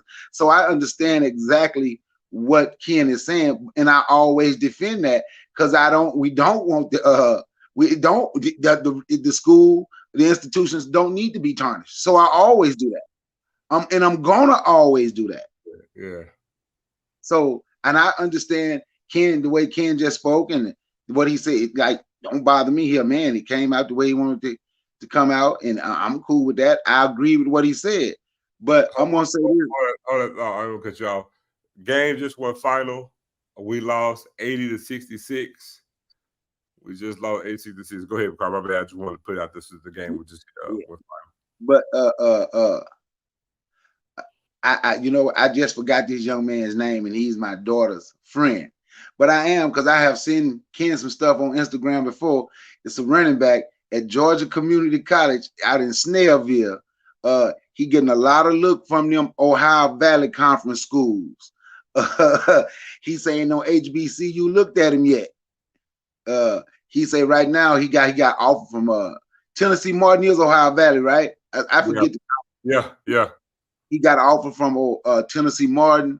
And a couple more Ohio, I can't even remember, but he's saying no HBCUs looked at him yet. So, and I told him I just forgot his name, so I'm gonna have to remember his name and tell y'all his name. But he said he would be glad if an HBCU look at him, but ain't none even looked at him yet. So I'm gonna have that name for you. I'm gonna have that name for y'all next week. Bet. Before you go, I wanna rap with you about something. Let me add a little bit more context because I want to make sure my words are received properly. What I was saying was, Zoe was touching on something earlier about how if you go on the internet, he was giving an example about people attacking players, right? And how there are onlookers. The onlookers can be potential student athletes, students, parents that support these students, and all that type of stuff. So the damage of the reputation, people can get soured on Jackson State because it's like the old saying, few bad apples run, spoil the whole bunch. And people feel like, oh man, this is how Jackson State treat their people, yada, yada, yada. We ain't going there. So while I understand the passion is warranted, if passion and emotions is mixed in the wrong setting, it can create a much more adverse effect than what you think. You can do more damage than you can good. So all I'm trying to say is, you know why I got frustrated about the photo? Yes, I got frustrated when I saw the photo. But it wasn't why people think it was. I said, damn, here we go again. I already know what's finna come from this. People finna lose their damn mind, and we finna have to address this shit, and people finna go crazy. Just like that, it went exactly how I thought it was going. So while it could have been harmless, could have been them visiting, I want y'all to understand something. If people are friends with, oh my goodness, if there are students that are friends with players that are on the team, you don't have to go visit a person in order to get a phone call if they really want that person. That's all I'm saying. It don't. I think people just think people that the reality of what is happening is what they can see. It's not. That couldn't be the furthest from the truth. So feel how you feel, man.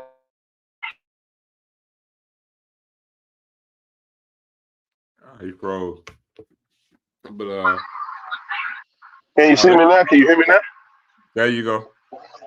No, all I was saying was, man, my biggest gripe about the whole situation was when I saw it, I knew what was finna come from it.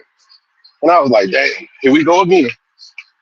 This finna get blown to out of proportion and it's gonna be a mess. It went about how I thought. So, but when it comes to poaching, people think because they don't see it, Zoe and Bacardi, that it ain't happening. If Prime wanted to take some of these players, he would have took them already. You know what I'm saying? So I'll leave that alone, man. Let people feel however they're gonna feel about it. It is what it is.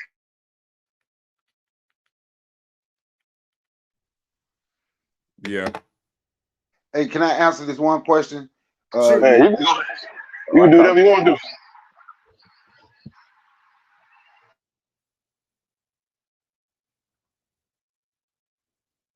Bakar. Yeah. Oh, go ahead. No, I thought, okay. Oh, yeah. Before I go, there's a guy in the chat. G.A. Price asked me why the bro ain't reached out to any HBCUs himself. You know, a lot of the time the young men don't know. Now, I did tell him that, but he say his coach is one that's sending out the film. And his friend who's a quarterback at the school, he's getting looked at. I think he's gonna be moved to a slot. But Georgia State and Virginia Tech is looking at him. But he say they coach sent out the film. And he like, man, so that they left it in the hand of the coach. So, and he saying none been reached out to no HBCU. So I'm gonna get his name and I'm just gonna tell him and see what he So that means the coach ain't reached out to no HBCU. Yeah. Okay. And this young man was like, he thought that who did it was the coach. He thought that who did it was the coach. And I'm gonna tell you, the other guy who they looking at a slot like Virginia Tech and Georgia State, he want to go to a HBCU. Ain't none looked at him. He was like, man, right now I'm just willing to go to Savannah State. I don't know if they'll want. I don't know. They look like they're good players. I'm not a coach. I saw some film, and I'm gonna get some. Like I said, I'm gonna just have the names. I'm gonna have some names. And if it's not raining, I'll probably go to their game tomorrow because I've been invited to them. They asked me to come to the game and watch them play. If it's not raining here, I go to the game. But on that, I got something for you.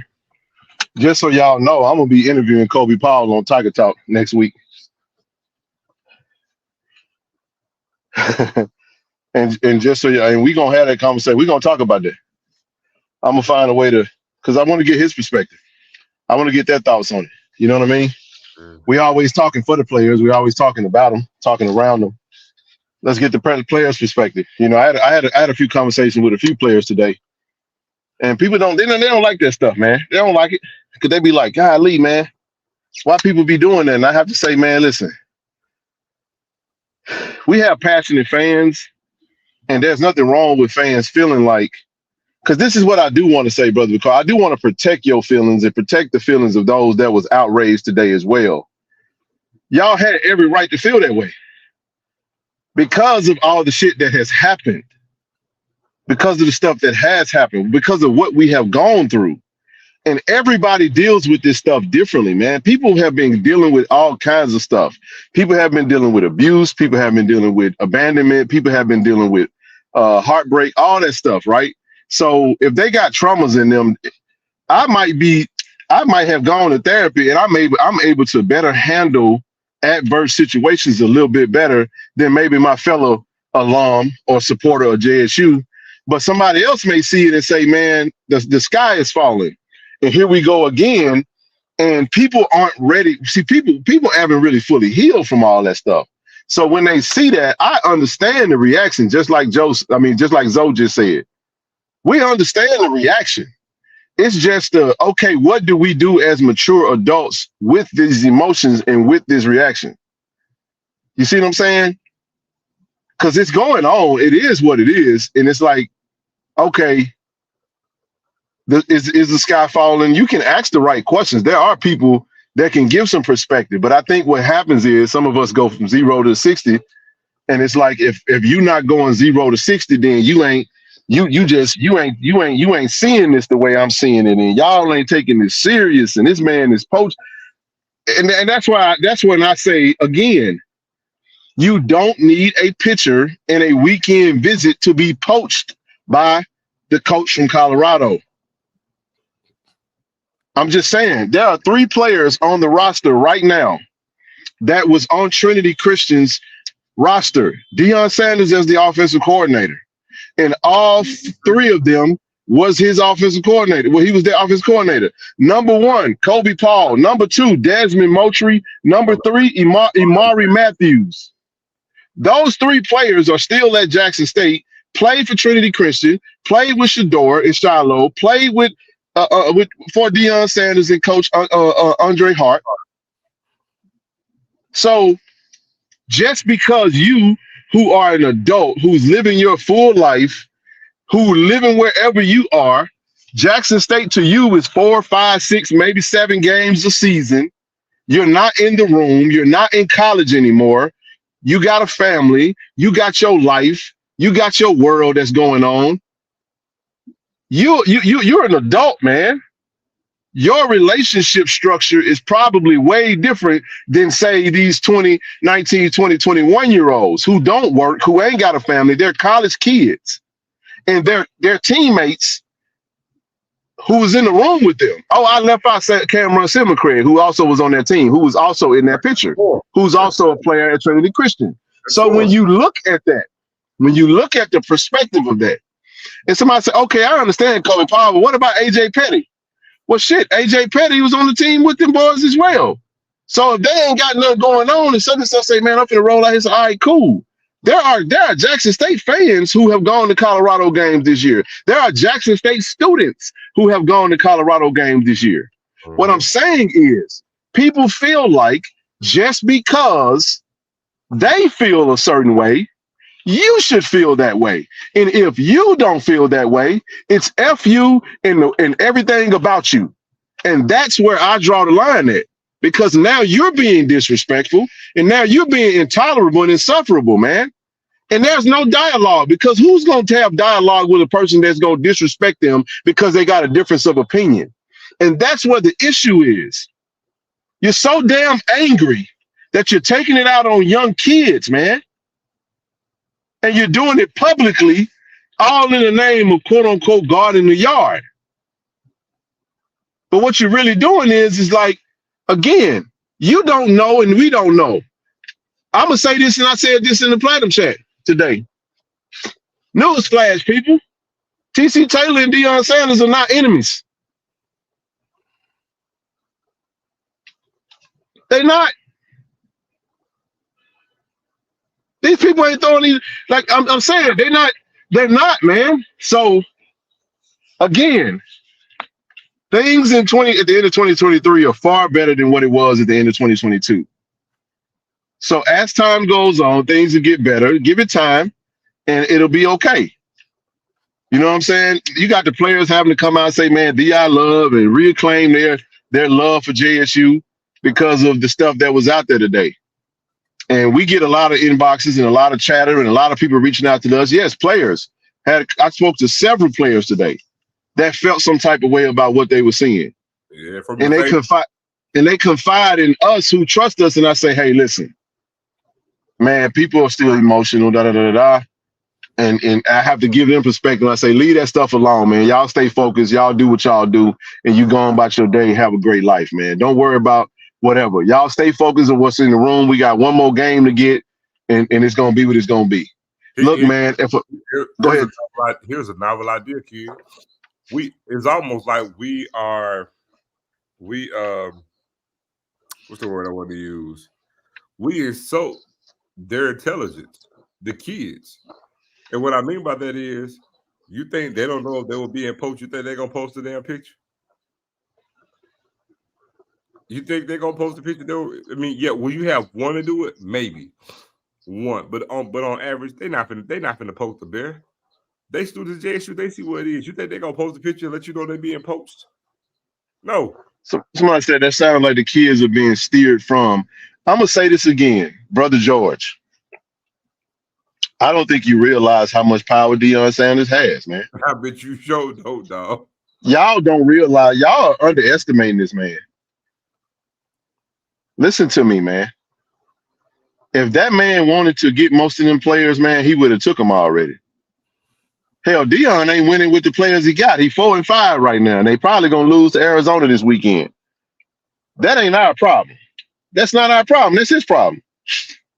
So what I'm saying to y'all is this right here.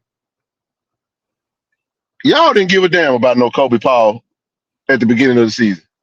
Kobe Paul, he earned his way into the hearts of people because he worked his butt off. And now y'all feel like, and I'm gonna say this: if Kobe Paul wants to go to Colorado, if that's what he wanted to do, he can do that. And this train gonna keep on rolling. It ain't gonna stop, because we need to fall back in love with the names on the front of the jersey, and not so much as the names on the back of the jersey. We're gonna love you while you're a Jack State Tiger and wish you well when you go. We're not gonna wish anybody any harm. But this is a different era of college football now. If you want these players to stay so bad, and we have an NIL opportunities to form a NIL collective where we can pool some money together and pay some of these players, and you don't want to participate, shut the hell up, respectfully. Because talking, and let me tell you something. You love Jackson State because you graduated from Jackson State or you were raised under it. It's a part of what you are. Them players don't listen. Them players have to grow to love Jackson State. They have to become a Jackson State Tiger. They have to be ingratiated within this culture, fall in love with it, and be like how you are. It's a different day and age now. It's a different day and age. Some of this stuff we give way too much light to because we be the ones that be doing the talking and yapping. All I'm saying is there's a way to keep the players in the house. You can guard the yard a whole lot better when you got a few dollars. I'm gonna say that and I'm gonna leave that alone. Think it's a game. Think it's a game. I'm telling you right now, man. So we may not say a whole lot about a lot of stuff, but the way we attack these things is we attack it from the inside out. A lot of people are trying to attack things from the outside in. So our perspective is going to be way different than what you think.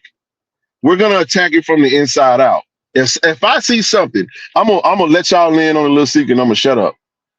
I'm going to give y'all a little tidbit on how we do things with KC-1400 Media. Zoe, I need you to shake it off about 2 more minutes. Good. So, Zoe, if something happens at Jackson State University in the athletic department, do you know people in the rooms and in the buildings that you can contact and have conversations with about what's really going on? Yep. So if you can reach out to those individuals who are in the building, who know exactly what's going on, that can tell you all the ins and outs about the conversations that's being talked about without, are you going to talk to them or are you going to get on Twitter and speculate and go ranting and raving? You're going to call your contacts, right? I'm going to the source. Now, what don't hit the airwaves is, Oh, geez. a lot of times what don't hit the airwaves is the exact information about whatever is going on. If there is a problem going on, we can go and have a direct conversation with the source. And sometimes problems get solved internally and you never see a headline come from it. So don't think for 1 second, I don't think paying players would even keep them if another program gives it. No. That's college football. That's the way. It's like some players are gonna go to the highest bidder. They're gonna overplay their hand and they're gonna find themselves paid without playing. So that's all I'm saying, man. That's all I'm saying. I'll leave that alone for right now. But again, just because you don't see us talking about it, that don't mean that here you go. Rochelle, it's in your text thread, sweetheart. Just go to the text thread. The link in the text thread. Just hit the link. Go to your text thread and hit the link. But I'll drop it in the chat. Hold on. I got it. So look, man, I'm gonna step down. I just, I wanted to say what I had about that divider problem with what I said. No, sir. Yes, sir. And I would not. Yes, sir. Young men. You good, Brother Bakar. No young men, no young women. And I want to congratulate while we're on here, Coach Tamika Reed for her 100 victory. I know y'all probably already said it in the beginning, but I was late. So I want to congratulate her on her 100 victory at JSU. Man, look, in peace and one love, man. I'm going to continue to listen offline. All right, Bakar, man. Take it easy. Appreciate you, brother. Hey, you good, bro? Go ahead, man. I'm gonna hang on for a little bit. There go Rochelle, I think. There go my sister. Hey. Put some clothes on. I'm just playing. I got clothes on.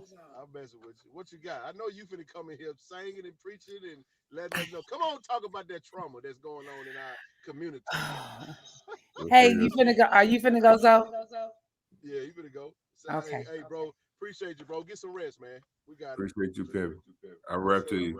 Yeah, I love. Go Tiger. That's your tired, boy. Get some rest, man. Hey, everybody. What's up, my sister? How you doing? I'm doing fine. I hear echo. But listen, what I'm seeing, and I hope y'all understand what I'm about to say, trauma shows up in a lot of different ways. And for many of us, especially what y'all are doing to these kids, these are still young people that are kids.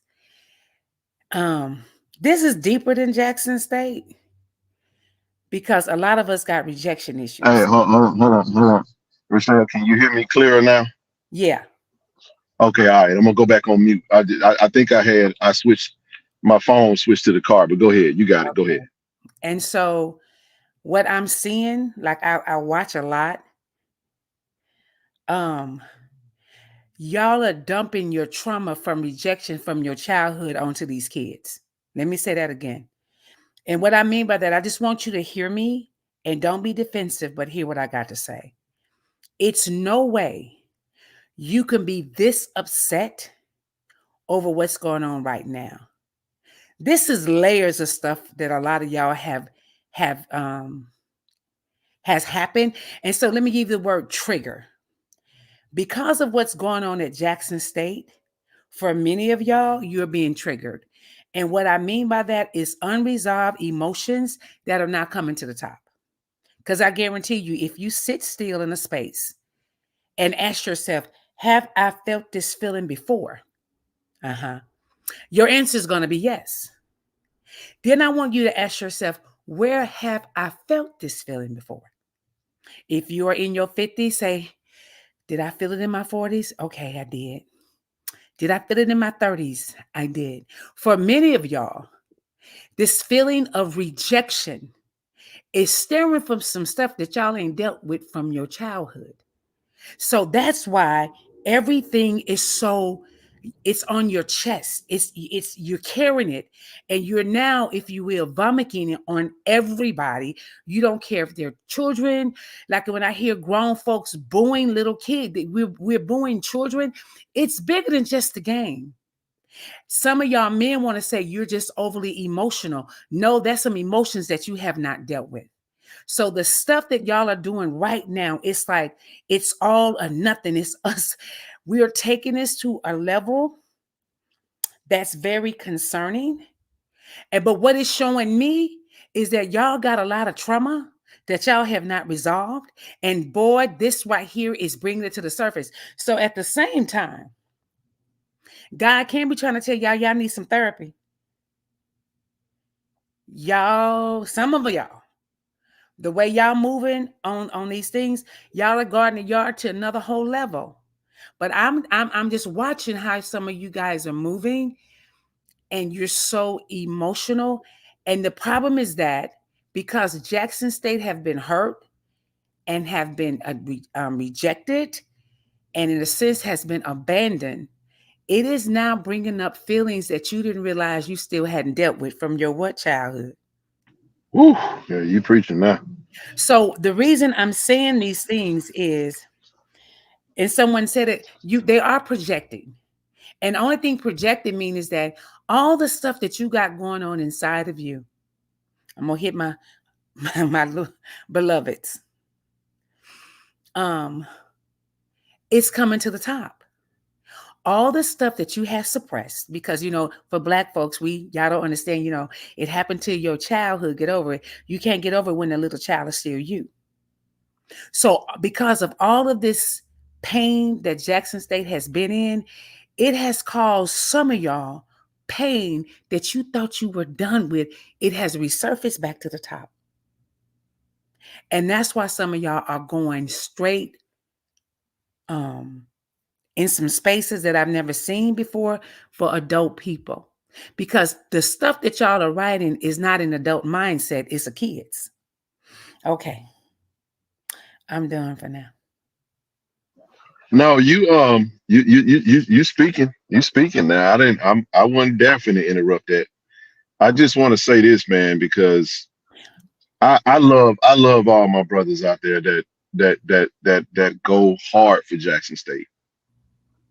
I'm gonna say something. I'm gonna say this publicly, and I'm gonna call his name because he added me today.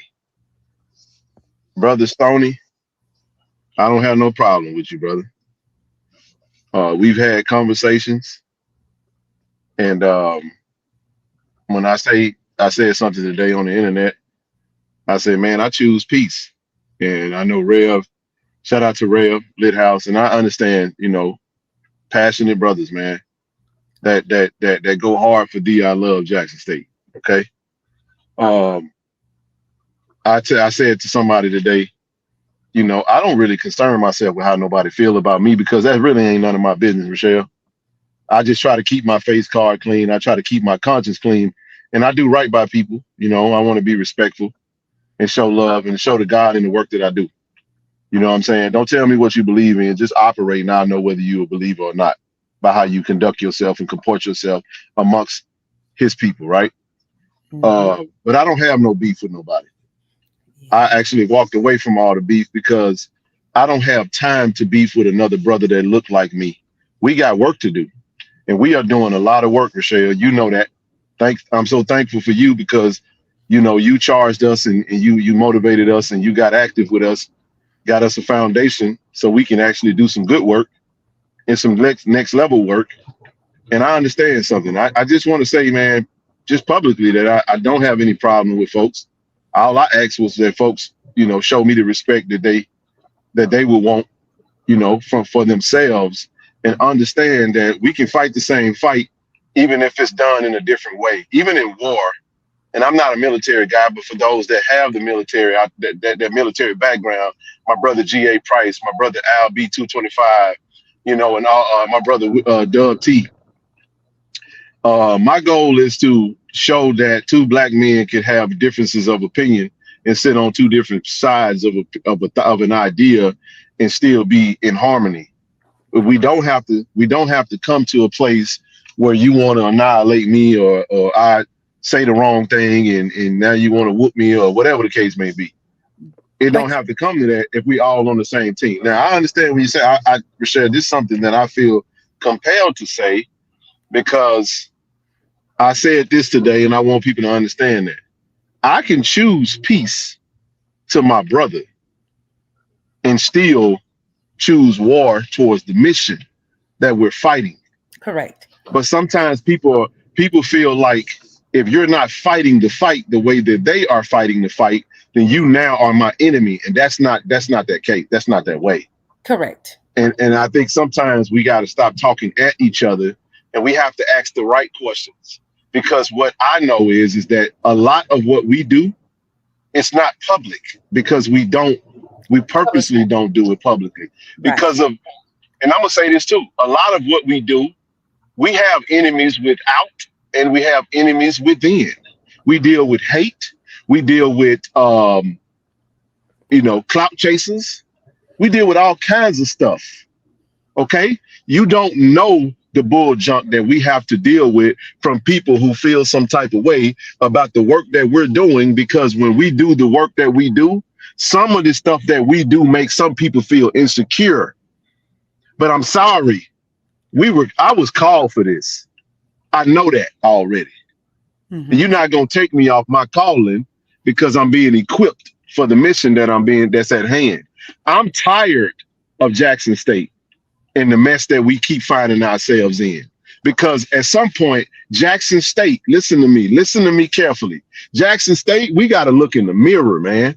Because if you go ahead and sit down at the table and you count all of the problems that we are having, it starts and it stops with us. The majority of our problems are self-inflicted right now. I didn't say that all of them are. I said the majority of them right now are self-inflicted. We don't have a president. I ain't going down that road, but I just want to just leave it right there.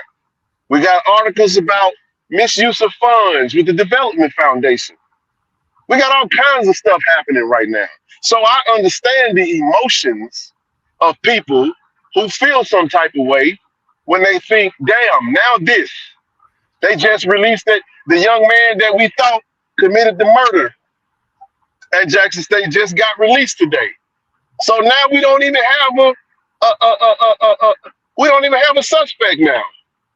You have a young man that just lost his life and got buried, and we don't know what's going to happen. It's a lot going on with Jackson State, and that's the place that we say be our love. And it's hard to see our dear old college home we down bad right now. But when it's down bad, you got to be like, see, listen, let me say this, Rochelle. I've had family members that done been down bad, that done been through some things, man. And sometimes you got to love your family members back to health. And you got to love them even when it ain't lovable, when they not lovable, right? So Right. all I'm going to say is, in closing, is that I choose to take the position that I'm taking because I don't want to waste time bickering and arguing, especially not publicly. I now, KC-1400 Media, whether it's on Twitter or whether it's on YouTube, I do not have the luxury anymore to just say anything I want to say anymore, Dale. So sometimes I have to keep my mouth closed because if I speak on it, I'm going to give it legs and it's going to grow. And then I'm going to get text messages. I'm going to get phone calls. I'm going to get inboxes. And people got to understand that our positions are a little different at times. But I'm in the room. And I know, or if I'm not in the room, I know the people that's in the room. I can get the answers to the questions that you got if you just hold on. Because I can get you the real answers and we can find out what's really going on. And guess what? If a player is really thinking about leaving, I can see if we can have a conversation with them and see, hey, why you leaving? Are you considering staying? What's it going to take for you to stay a Tiger? Okay, is there anything we can do? And that's a much better conversation than, man, and I'll pause right there and let you jump in. Come on in. I want to first say, Willow, is not generational curses, beloved. It's generational trauma, and there's a difference between the two. I think we take that word generational curses. I know it is biblical, but the majority of stuff that Black people are experiencing, we're not cursed. We've been traumatized for centuries, and we've never dealt with the trauma from when we got here from slavery. And it has been known that if you do not deal with your trauma, each generation, it gets worse. So I want to make that correction. This is not a curse. This is generational trauma that Black people have not dealt with or had the luxury to really understand what they're going through. Now, Ken, you said a couple of things. So first I want to speak over you right quick. And one thing you said is correct. It's because sometimes for you, because this is a calling on you, God has to see, can you handle what he's designed for you and while you on the lobby? Right now, you in the lobby. But God has a desire for you to get to the penthouse.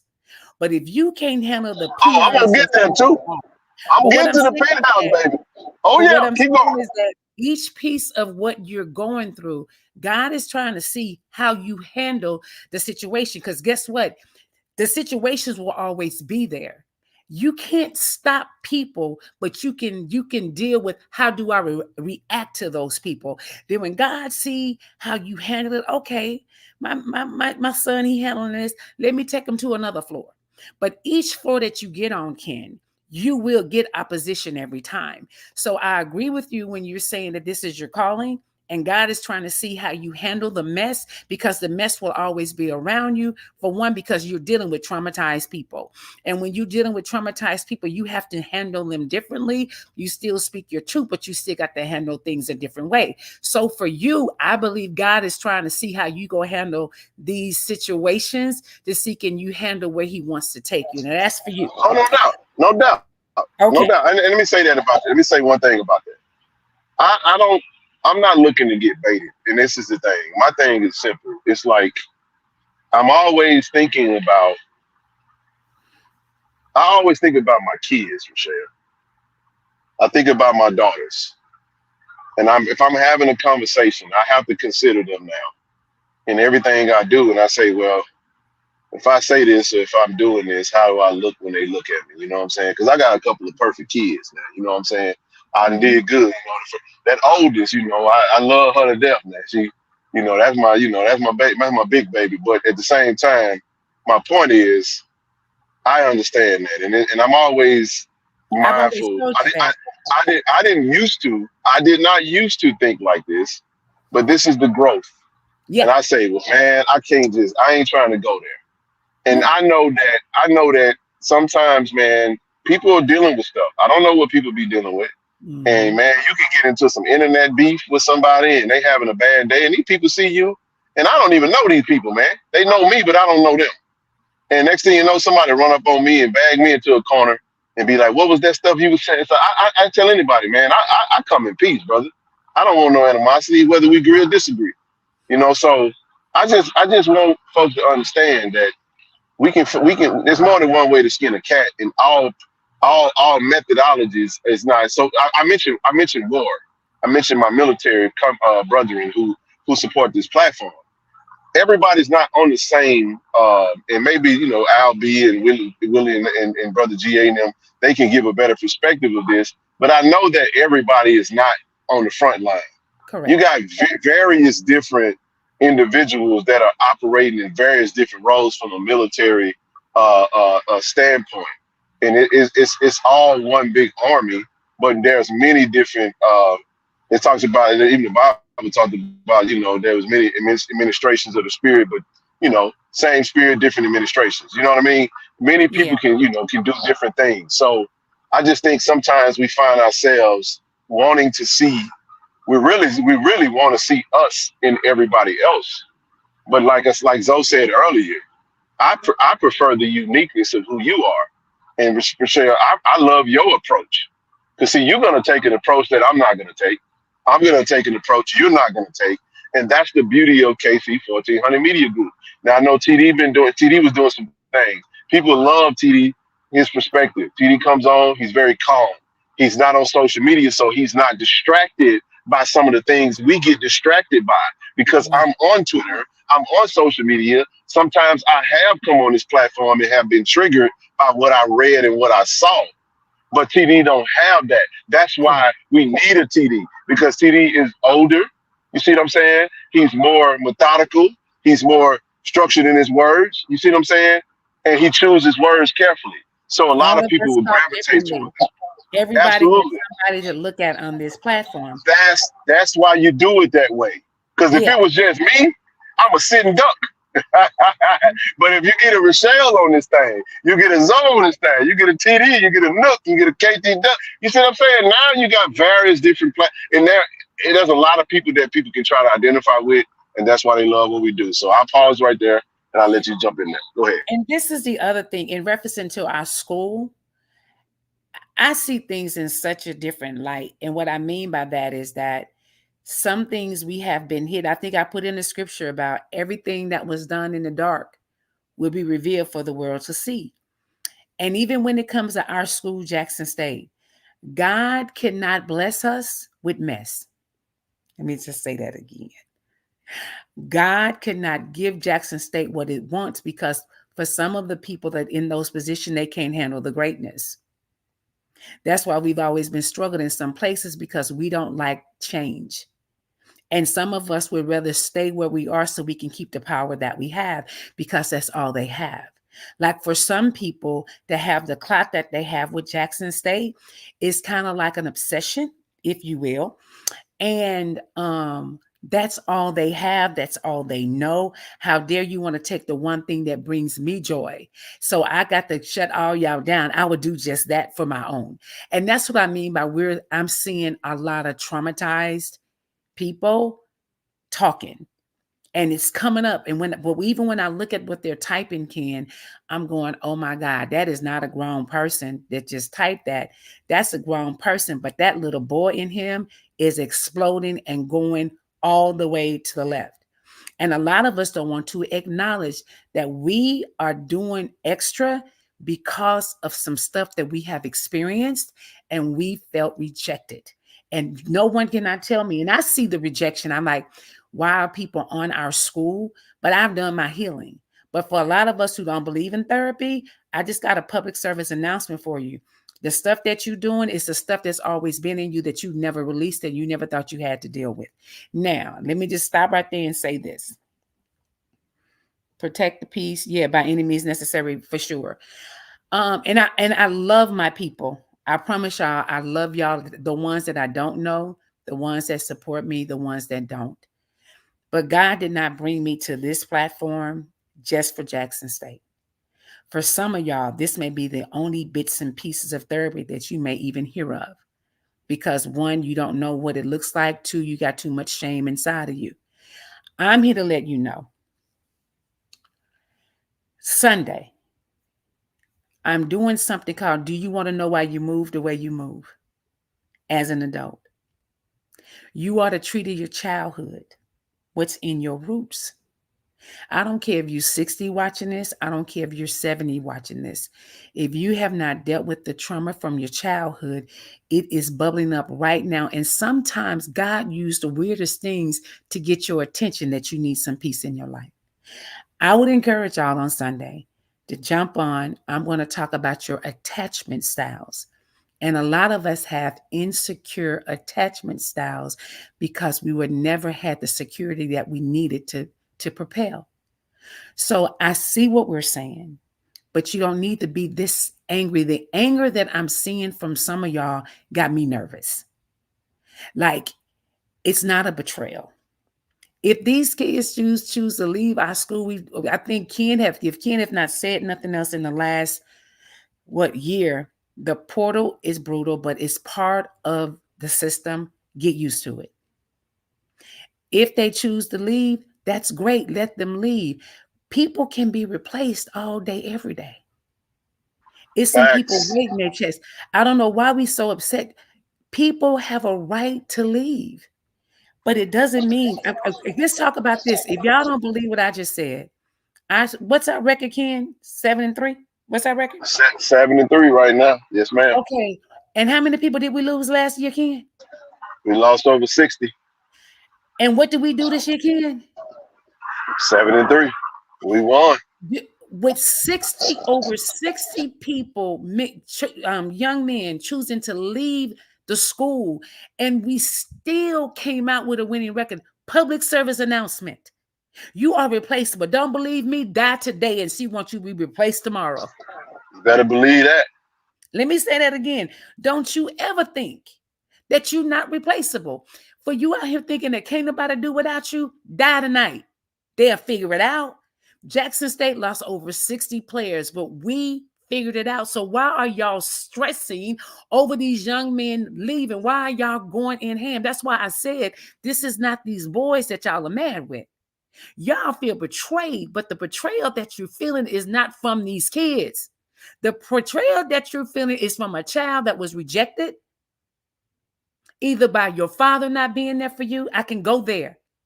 Or your mom not being. You have a rejection spirit over you that has now come back to the surface, and now y'all are vomiting on everybody. It's toxic to a point where it don't make sense. So I just want y'all to know, I still love y'all with the love of the Lord. I really do.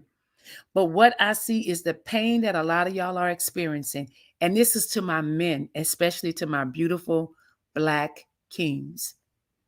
The pain that y'all experiencing is deeper than this school, and it's deeper than these young men leaving. And I'm going to hang that right there. I promise you. I may not see you, but the only thing I can do is plant a seed. God to bring somebody to give y'all some water, and God to give y'all somewhere else to give you some sunshine. But right now, God has commanded me to plant a seed into these Black men that's on this channel right now that are furious. This ain't got nothing to do with them young men leaving. I want to You say think you've been rejected before, and that's why you're moving the way you're moving. I just want to say one thing. Hey, Oz, I'm gonna let you go. I want to send a huge shout out because you just made me think about it, Rochelle, when you said, Oz, come back up, please, come back up. I know you fell off. We added you. I want you to come back up, please. My coach, Coach Lewis. I want to say, man, I'm praying for you and your family. He let me know today that he lost his sister. And she was a great supporter of the platform. I had a chance to meet her, his sister, and my grandmother went to the hospital on the same day. Oh, wow. And when I was visiting my grandmother when she first went into the hospital, the Wednesday before homecoming, Coach Lewis's sister was in there, and I went into the room, and he had her, look up. She told me something. She said she was proud of me, and she said don't ever stop doing what you. She said don't ever stop doing what you're doing. She said keep going. And she I shouted her out after that show, And he said today, and it touched me, you know what I'm saying? He said today that she would always watch that show and she would smile. And, you know, she took her last breath today, and she was called on home, and he reached out to me to let me know that, you know, she's a 1969 class of 1969 Wow. alum of Dion Love, Jackson State University. And I just wanted to say, Coach, man, love you. You know what I'm saying? Thank you for the support. Coach was at Soleil with us when we did the live show. Okay. And he called me the Joby Martin of this generation. I was like, wow, that's, you know what I'm saying? But I don't know, you know, how you feeling or you know, but I do want you to know that I'm thinking about you. And I wanted to say to the entire, you know, family, Lewis family, man, we're praying for you, you know, and your family, and may your sisters, you know, soul rest in peace, man. And we thankful for the support, and you know, much love to you and your family. I wanted to just make sure I say that before I forgot. And so yeah. So are you ending this in 7 minutes at 2:30? Oh no. Okay, he said, can you Oh resend no. the link? Okay, he said, can you resend the We link? just getting started, man. At that game, and I know it was a little loud, and y'all just have to forgive me for the noise. But I'm ready to rock and roll now. It's, you know, we can go as long as we need to go. I will try not to be 4 hours, but we'll go 3 hours if needs be. But we're gonna talk until you know, till the bell go off. So I just dropped the link. I see. I think he see. But you know what, Ken? What I see with us is that, and this is what I've learned about. Oh, I'll let that person come up and speak. Hey sis, how you doing? Hey, Oz, how you doing, sis? You got the flow. Can you hear me now? Can you hear me? I can hear you loud and clear. Go ahead. Okay, good. How you guys doing this evening? Oh man, we're doing wonderful. Oh, Miss Rochelle, you hit some points. You hit some points. Wow. Yes, indeed. The replaceable statement really hit home. I think normally I come in one angle. I think that this evening I want to come in a different angle because I have a teenage boy, and you know, right now he's starting the process of looking at colleges. And I guess I just wanted to kind of give a different perspective. I've spoken on the fact that my husband and I are both alumni of HBCUs. In fact, I met him when I was in college. And you know, for this situation hit me in a way, and I've listened to all the conversation, and I agree, like we all should be able to have our opinions and, you know, be able to speak our minds without having to attack and offend and etc. But for me, it seems I have a different perspective because when I talk to my son about college, and I'll just admit he goes to a private school, and one of the things that is I would say a disadvantage from, you know, our vantage point, my husband and I, is when they have college fairs, the local black colleges do not go to these college fairs.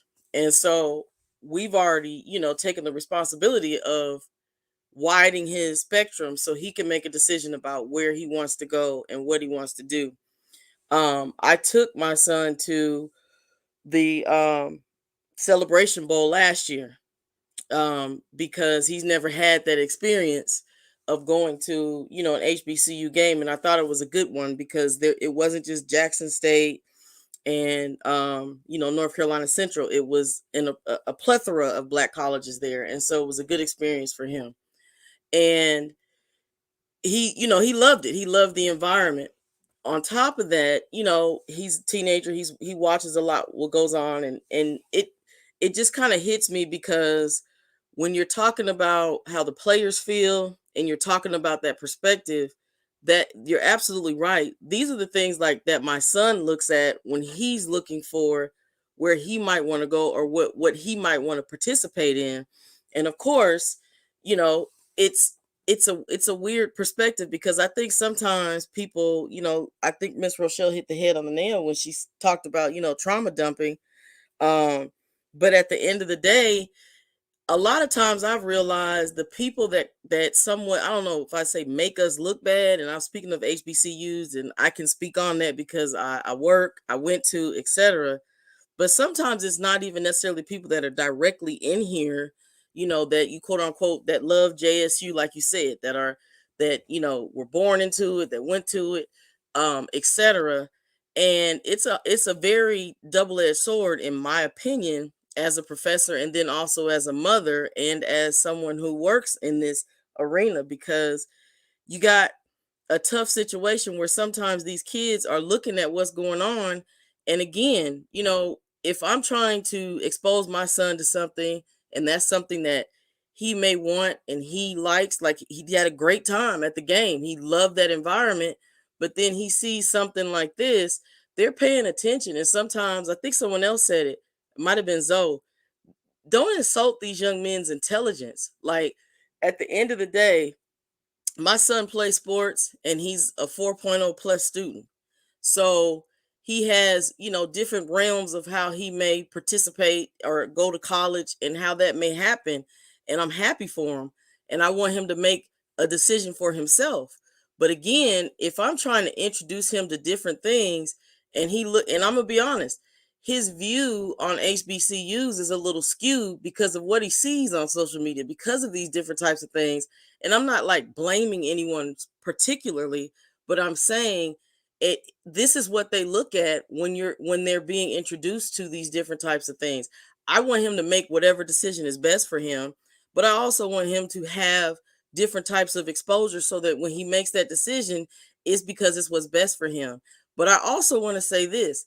I for damn sure, excuse my language, don't want anyone out there making him feel bad because of what decision he made either, or shaming him because of what decision he made, or shaming these kids that are at these colleges playing for these teams, etc., because of how you feel about what you think you see. And like, I think, you know, Ken and Zoe and all of you guys have hit that on the head.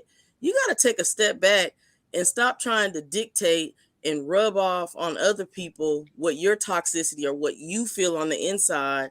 It has to be what someone else has to agree or feel, or they're wrong and they deserve to be attacked. And I also, you know, take issue in and again, you know, my son watches a lot of these YouTube videos and things like that. And it's like, some of these people are out here hollering and screaming and yelling and trying to shame people for having their own feelings and opinions and everything that needs to be, you know, exerted, they feel, from themselves.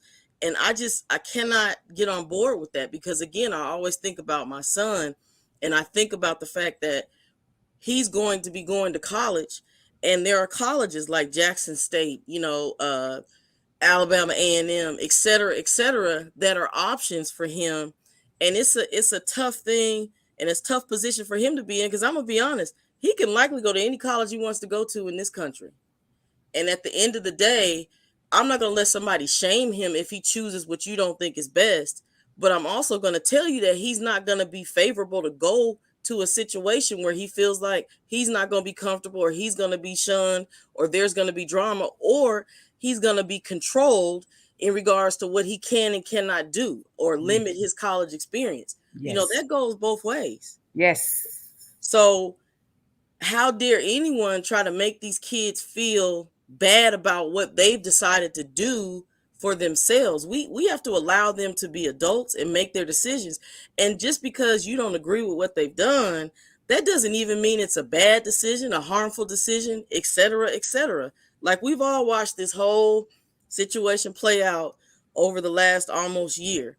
And there's some, you know, there were some low parts and there were some high parts. And Ken, you already know, when I began to, you know, engage with you all, my thing was always, I just like that you guys kept going, and that you kept, you know, fighting for the cause that was new and that was near and true to you.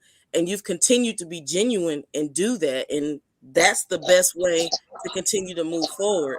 But Thank again, you. when I come back and I look at what happened today, and I look at my son, you know, at the end of the day, I don't he's want not. him there. Yeah, I don't want him there. I don't want him. He don't want to be there. Like, You know what I'm even saying? if I did. And Go the ahead. thing, and the thing what people don't get is that, again, that's why I said what I said, sis, is that it's no way that could cause that much anger, watch this, in you. It's no way. So my question is, the feeling that you feeling, right? What did you feel that before? That is a point. If you look at what they're doing, it's like it's rejection. It's straight up rejection. Somebody has rejected my school, but really it's the rejection that you've never dealt with that now you are watch this vomiting on. Because see, that's toxic. When I use the word, I do a lot of metaphors. So today I just saw a whole lot of people vomiting toxic poison out of their mouths because of some stuff, sis, that they have not dealt with. Because it's no way you can be that emotional. That's why I say this is bigger than Jackson State. The mess I saw, some of that stuff I saw today, I'm like, oh, we got some. I was like, well, my God, this is not just Jackson State. The thing about it is that they use Jackson State as a justifier of what they're doing, but it's something way bigger than Jackson State. They don't have nothing to do. It's somebody on the outside. I want to respond to two of these comments. Bibiana, I think that you misunderstood what I said, and I don't feel like you're being disrespectful. So I'm gonna try to respectfully respond. I said that he goes to a private school, and when they have college fairs, that the black colleges do not come to the school. He's been in the HBCU environment because I've been a college professor his entire life, and he has been around all of that. As far as going to games and things of that nature, we just started taking him to certain types of games. But as far as academically and as far as being around it, he's been around it his entire life. He sat in my classrooms, he sat in my office, he's ran around my campus. So he's been around it. So maybe I didn't word that correctly. That was the first game that he went to as a teenager where he can appreciate it. He went when he was younger, but he didn't know what was going on. Can I Go ahead. Can I please? I want you to hold your point right there. Okay. Because here's what I want everybody to stop doing. We're not here to defend the PWI perspective. I'm gonna say that again. Right. Yeah, because what I'm seeing a lot of is, oh, it happened. It's the whataboutism. It happens over there too. No, we're talking about the other side where we you know what I'm saying, we're talking about the HBCU safe haven space, right? Right. We understand that that's happening in other spaces, and there's nothing that's for them to go fight. We're not fighting that battle. So there is no standard for us to hold anybody to, because I'm not in a PWI space talking about PWI problems and PWI sports. That's their thing to do. So when we're talking about Jackson State HBCU stuff, we're talking about it in our space, and that's what we're talking about. So I just we understand that it happens in other spaces, family, but at the same time, we're not over there to defend it, and that doesn't justify it just because. I think when we say that, it's really just kind of a waste of time and energy. But go ahead, keep going. I'm sorry. Well, no, and then Hezekiah, you brought up a good point. That all fans in HBCU alum don't act like that. 100%. And what I started out saying was a lot of this are people that really aren't even. I'm trying to be politically correct with this. A lot of what we're discussing right now, the core of it and like the mentality and where it comes from, for the most part, a lot of it comes from the outside in. And it's not to say that anyone can't support HBCUs, anyone can't support whatever school it is that you love, regardless. No one's saying that. But at the end of the day, it's easy to be on the outside looking in, and even if you are contributing or supporting, it's still a difference when you're on the outside looking in sometimes, because your perspective is easier to convey from your perspective because you see it from a one-dimensional mindset. Like I said, you know, in regard, and I'm just kind of responding to the comment about, I think someone asked, do private schools invite in black colleges? All I'm speaking on is what I know at his school. I've never divulged what state I live in, but there's partially a reason for that. You know, it's a double-edged sword because, you know, at this point, he has to figure out what it is that's best for him.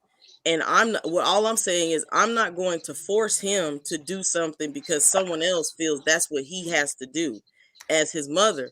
But I also will say that yes, he looks at everything. He's a very balanced young man. But again, as a mother, if that's what it's going to look like, I'm not going to put him towards that or expose him to that for what, when he can go in another direction and not have to deal with that. And also, you know, if I look at it from the perspective of it's not everyone, you're absolutely right. It isn't everyone. I don't think anyone in here thinks that everybody around has this toxicity and does this. But again, these teenagers and these young kids, they see what they see and they see what is most displayed to them, what's on social media, how people interact on social media. And even though he understands that it's not necessarily something that he has to take for face value, regardless if it's out there and it's being discussed or it's controversy or etc., he's going to run away from it instead of, you know, trying to accept and run to it. And that's not, I'm not saying it's right or wrong. I'm just saying that at the end of the day, I'm looking at it from the perspective that I'm a mother and my son is soon going to go to college. And I know that he can go wherever he wants to because of his grades. He plays sports. So he has a lot of options. And we're all talking about the same thing when we're saying about, you know, sending quote unquote our kids to our HBCUs and etc. And that's great. I'm all for that. But again, I'm not going to let someone from the outside make my son feel bad or feel like if he goes there, he's a part of some kind of cult. And if he makes certain decisions that he's wrong or he's going to be yelled at or you're going to traumatize, you're not going to traumatize my child because he decided to go. I'm not even going to just say Jackson State, wherever. Like you sitting on the outside and you're judging people for the decisions and the things that they decide to do. No, I don't think anybody wants to be a part of that. At the end of the day, we all have our own feelings and opinions, and that's fine. But you don't sit here and just holler and scream and attack and scrutinize every little single detail of what someone is doing because you don't agree with it or because you've decided what this agenda is and that's the agenda that you're running with. I just can't roll with that. And again, those are the things that turn kids like my son away from it. Like whether we like it or not, he don't care if it's everybody that's doing it. All he has to see is one or two people doing it, and that's enough. And I agree with what Mr. Williams said. It's truthful. I believe it's not all of Jackson State fans or supporters that act like that. I believe that there are more that act accordingly or at least objectively than don't. But they don't care about it. He's not gonna care about that. It can only take one or two people, and then that's the perspective. I'm not saying it's right, but I'm saying you got to think about it that way. And like Ken and Zoe have been saying, these players are sitting here watching this. Like again, yeah, you're right. Some of them are probably going to leave as soon as the season is over. That's the nature of the game. But you know, there's some of them that might be on the fence, like Ken said, and only need to have a conversation as to what it is, what it's going to take for them to feel, you know, comfortable enough to invest more time and more of their experience at Jackson State or wherever they may be. And you're ruining that by making a gauge and an attack at them. Because unfortunately, I don't like anyone hollering and screaming at me, and I'm definitely not gonna let some scream at my son. Let me say this real quick. Let me say this real quick before you go, Rochelle, and then we let Brother C. Lee jump in. I just want to add something to this conversation. Mm-hmm. We actually had a player that chimed in. Okay. And I just want to say this is a player that I have a relationship with. I immediately talked to that player and said, hey man, don't get in that. Leave that alone. Let us fight that battle. I don't want you getting tied into this because So when people see a player say something, and then all of a sudden that player may delete their tweet and they may shut up, you got to ask yourself, how does that happen? Because not every time the player be quiet about certain things, it's because they didn't want to say something, or it ain't because they ain't talking. It could be, no. Somebody's actually guarding the yard, because here's what I don't want. And I told him this. I said, I don't want you getting into this back and forth and then you get attacked. And now you all entangled into some Twitter bull junk that you don't need to be in. Leave that alone. Yeah. That's muck. That's the muck in the mire. Those folks don't speak for everybody. You all know that. He was just like, man, I'm just saying, man, shaking my head. I was like, no, I understand where you're coming from. I understand your frustrations. It's okay. You follow what I'm saying? But you leave it alone. You stay out of it, and you don't chime into that. But that's another perspective that if you don't see it on Twitter, if you don't see a photo, you don't know that that's happening. Because social media for some people chronicles the reality of their world. If they don't see it, then it ain't happened. You know what I mean? But go ahead, Rochelle, and then we'll let Brother Celie jump in. And unfortunately, I think it's a thing that says wounded ears hear differently. Because that's a good point. I start looking at, so what I mean by that is that if you wounded, like everything that young lady was saying, I was like, how are they hearing what that? And the only thing she was saying was, my son goes to PWI, but I expose him to HBCUs because me and his dad is one. But he also, her generation, that generation, everything is social media. That's all they know. So I was even going, I'm thinking about all the young men that say, I have been blessed to receive, an offer from Jackson State. So those same young men are seeing how, damn, these adults over here, they kind of cray-cray. That's a fact. They go in on kids. That's a fact. So here they go. Why these people over here kind of crazy? When you reject them, they take it to heart. And Rochelle and family, that's why I don't touch it. That's why I can't touch it. I want to be involved with a school where a grown folk is attacking us if we don't agree with them. I'm trying to get y'all to understand what I just said. And that's why I say you wounded. Because when you boo kids, I'm like, what are you booing for? You are an adult. What are you doing? Some people say they booing the coaches, but you don't know if you boo it. You don't know if you're booing the players or the coaches. They ain't like they got a microphone up there saying, why are you booing? So what I'm saying is that when somebody wrote the 85, you said mature. I say it's insecurity, but I keep asking the question, where do you think the insecurity came from? Childhood. Now, I just got one more thing to say in reference to what the young lady said was, kids are smarter than we think they are. This generation is way smarter on social media than we are. But this is the other scary thing about what's going on, because with social media, you don't have to show your face.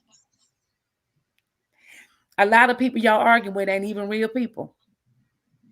Like I go and look at I go Ken sometime and just look at their page. They got 0 followers, but they are just here. Watch this. The burner accounts. They just there to call chaos. Well, listen, it'd be burner accounts. Yep. Listen, let's go just stir up some more stuff and get Jackson State fans even more emotional. So they just go right in and stir it up even different, because y'all don't even know if these real people you talking to, because you such in Twitter land. Okay, I land right there. I'm done. Brother Celie, what's happening, brother? Appreciate you for joining us. Hey, what's up? How y'all doing?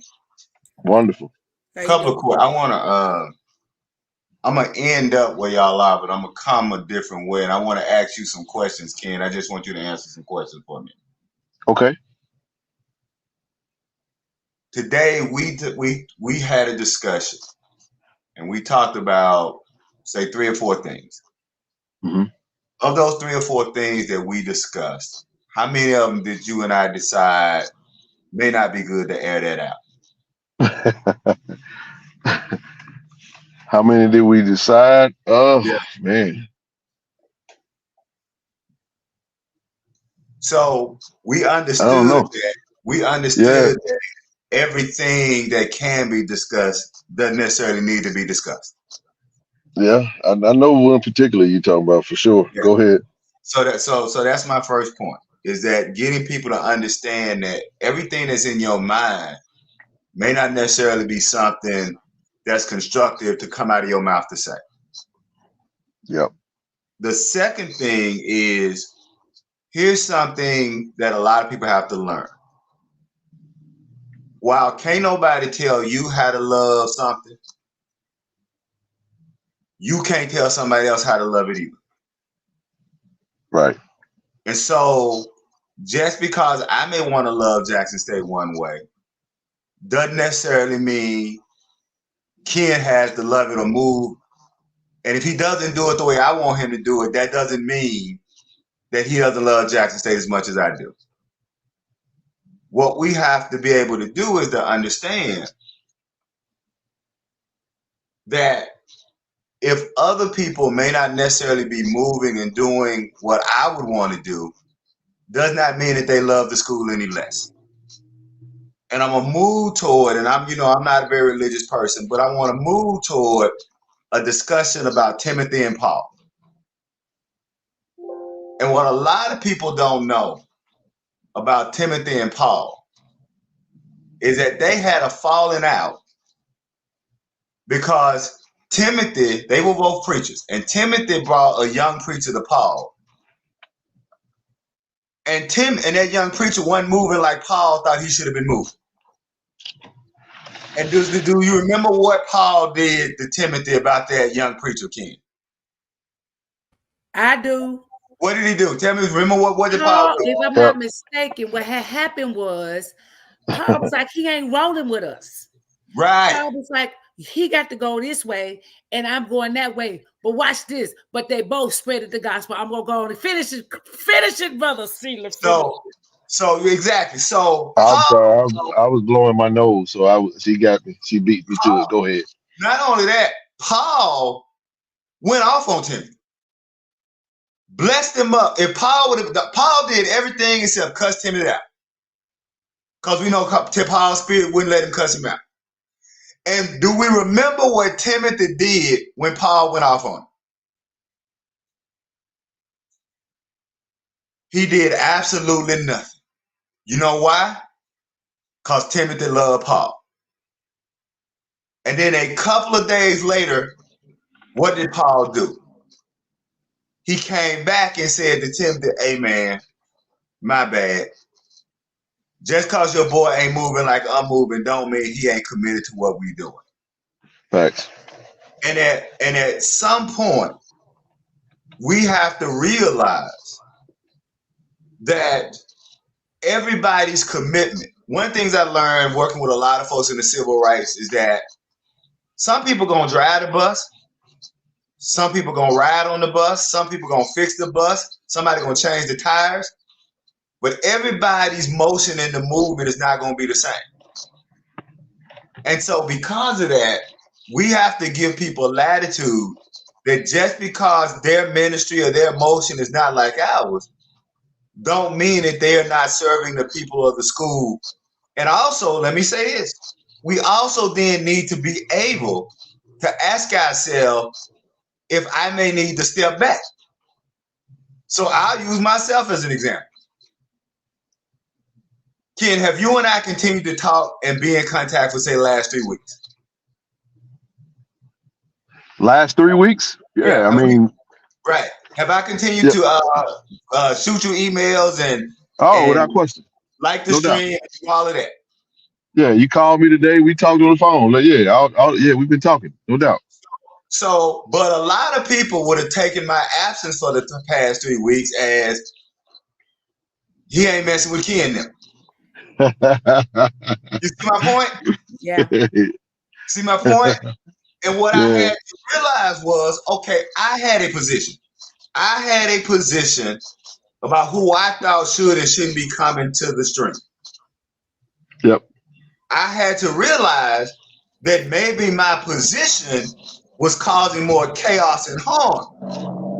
So, like Timothy, I said, well, let's take a step back, Celie.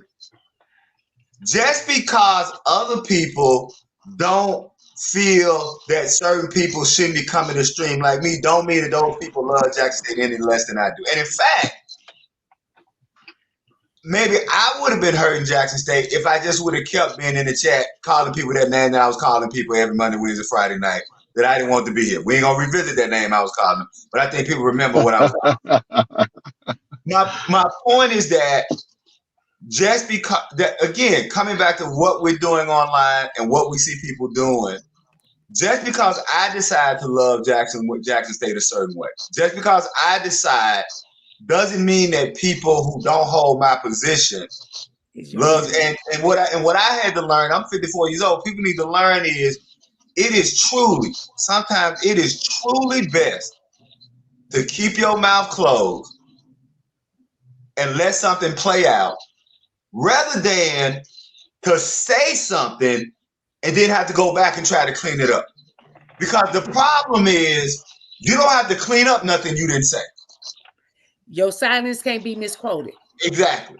But if you say something, you run in the risk of it not being able to be cleaned up. Correct.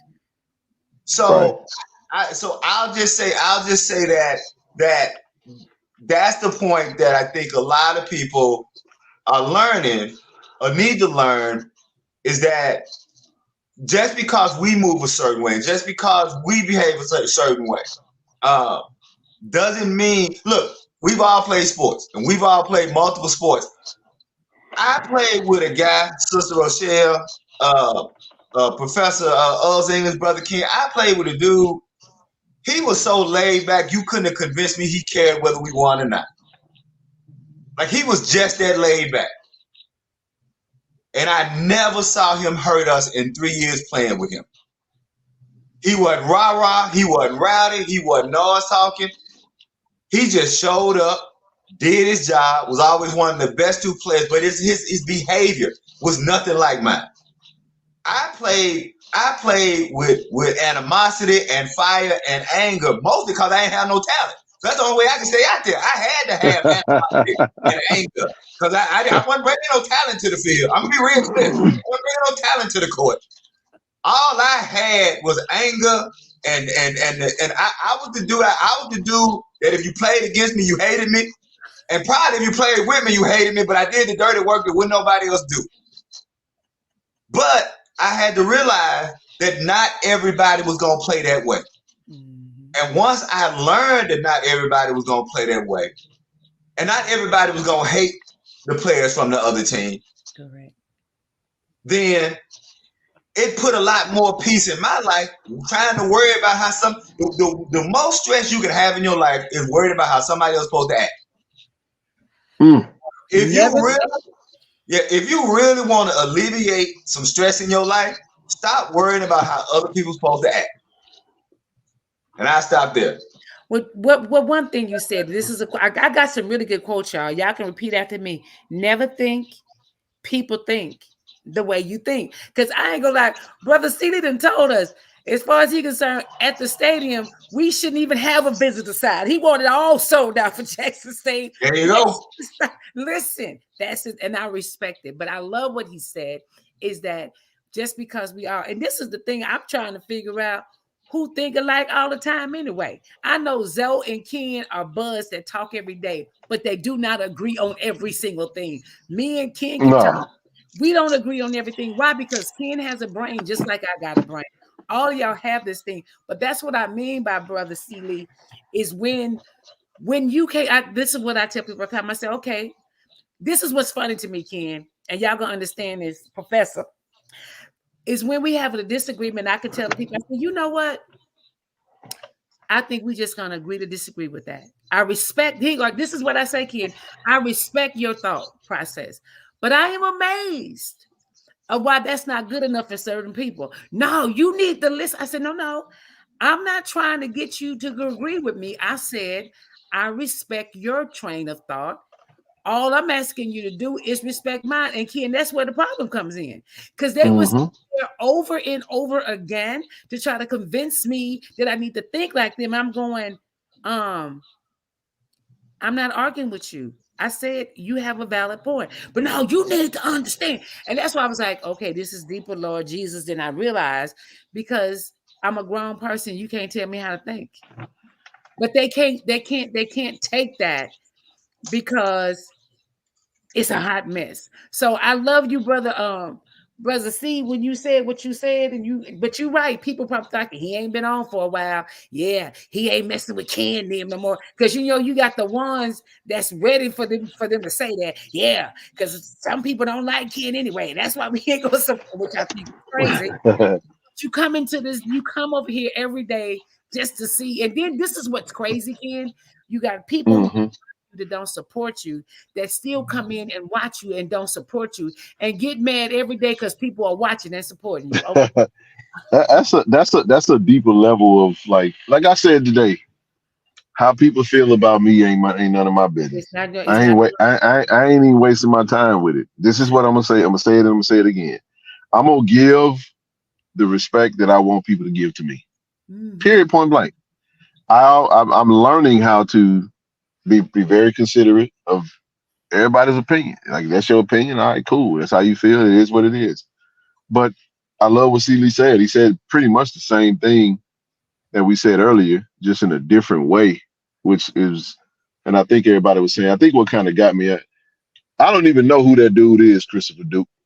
I have no idea who that dude is, and I don't know why that dude be talking about me.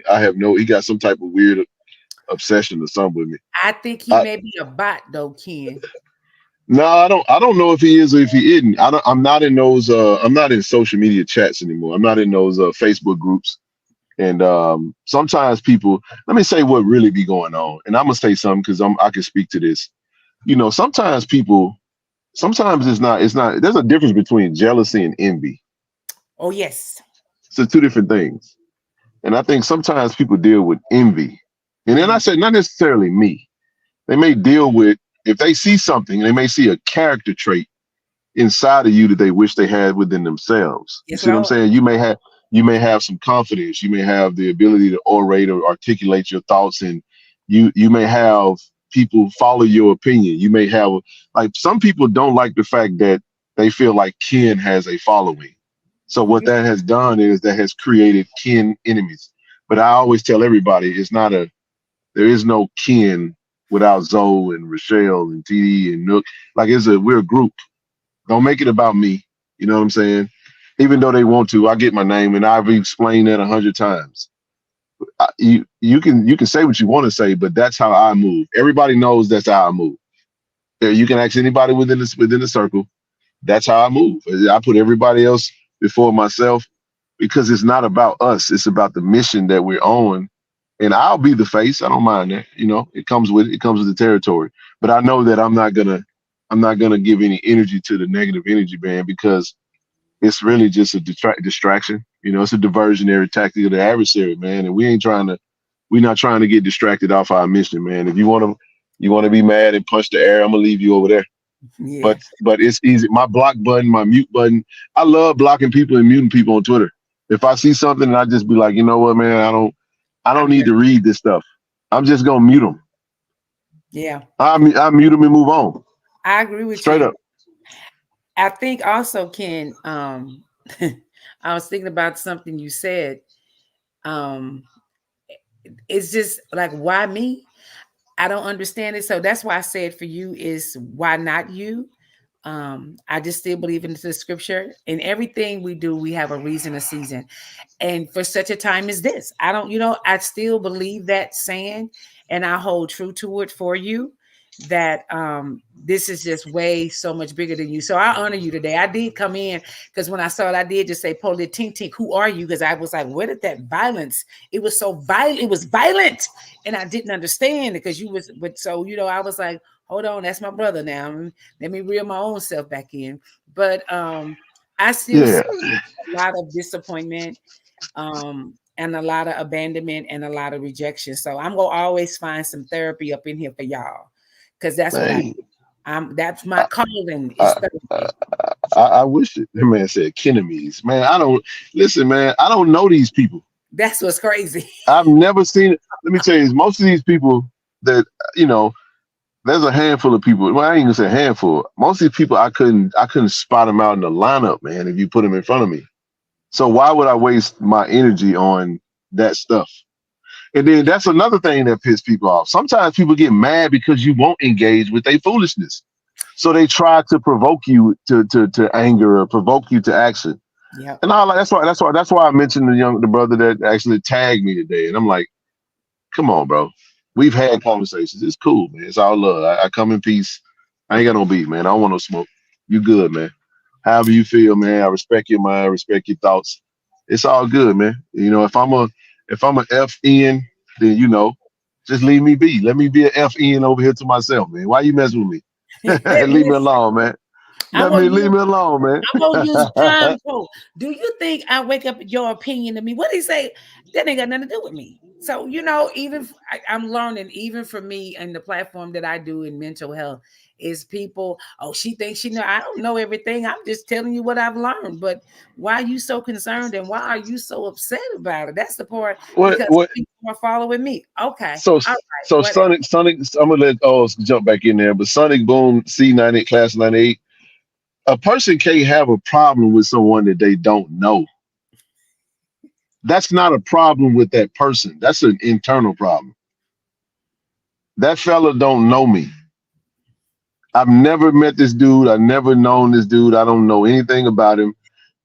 Only reason I know some of the stuff that man has said is because people have come to me and told me where this person was talking about me in a group that I'm not even in. Like the day he just tagged you. Well, not that person. No, that's a different person. I addressed him personally because I've had conversations with him, and I choose to go that route with him because we've had conversations, and I don't know where it went left. I don't know.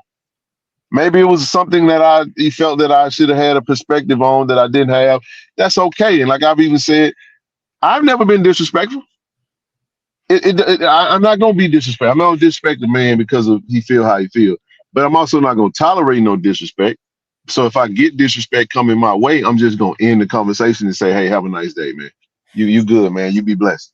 Now and let I'm me gonna tell move you around. what's scary, Kenny, what you just said though, and this is what I'm looking at. What Sonic Boom C98 said, and I'm thinking about it in this way: is how we talked about, like for instance, when I get off of the plane, and there's people that work at the airport going, "Hey, you on King, you on the 1400 club," and I was like, "Hey, that's a good thing," but at the same time, that is scary for you to sit here and say that I don't even know this person, right? I've never met him before in my life. This person knows you, and they don't know me either. But what I'm saying though, they're following you. You don't know. Can I say this? Can I say something? Yeah. I want everybody to know that the Ken that y'all see on this platform, that's not who I am in real life. I'm gonna say, hold on. Let me say this again. I'm not saying I'm being fake. It's just that I talk about Jackson State on here. The topic is Jackson State. It's not me. You see what I'm saying? My life is never gonna be just discussed on. I don't. We all have we have private lives, and we have our own life that we live.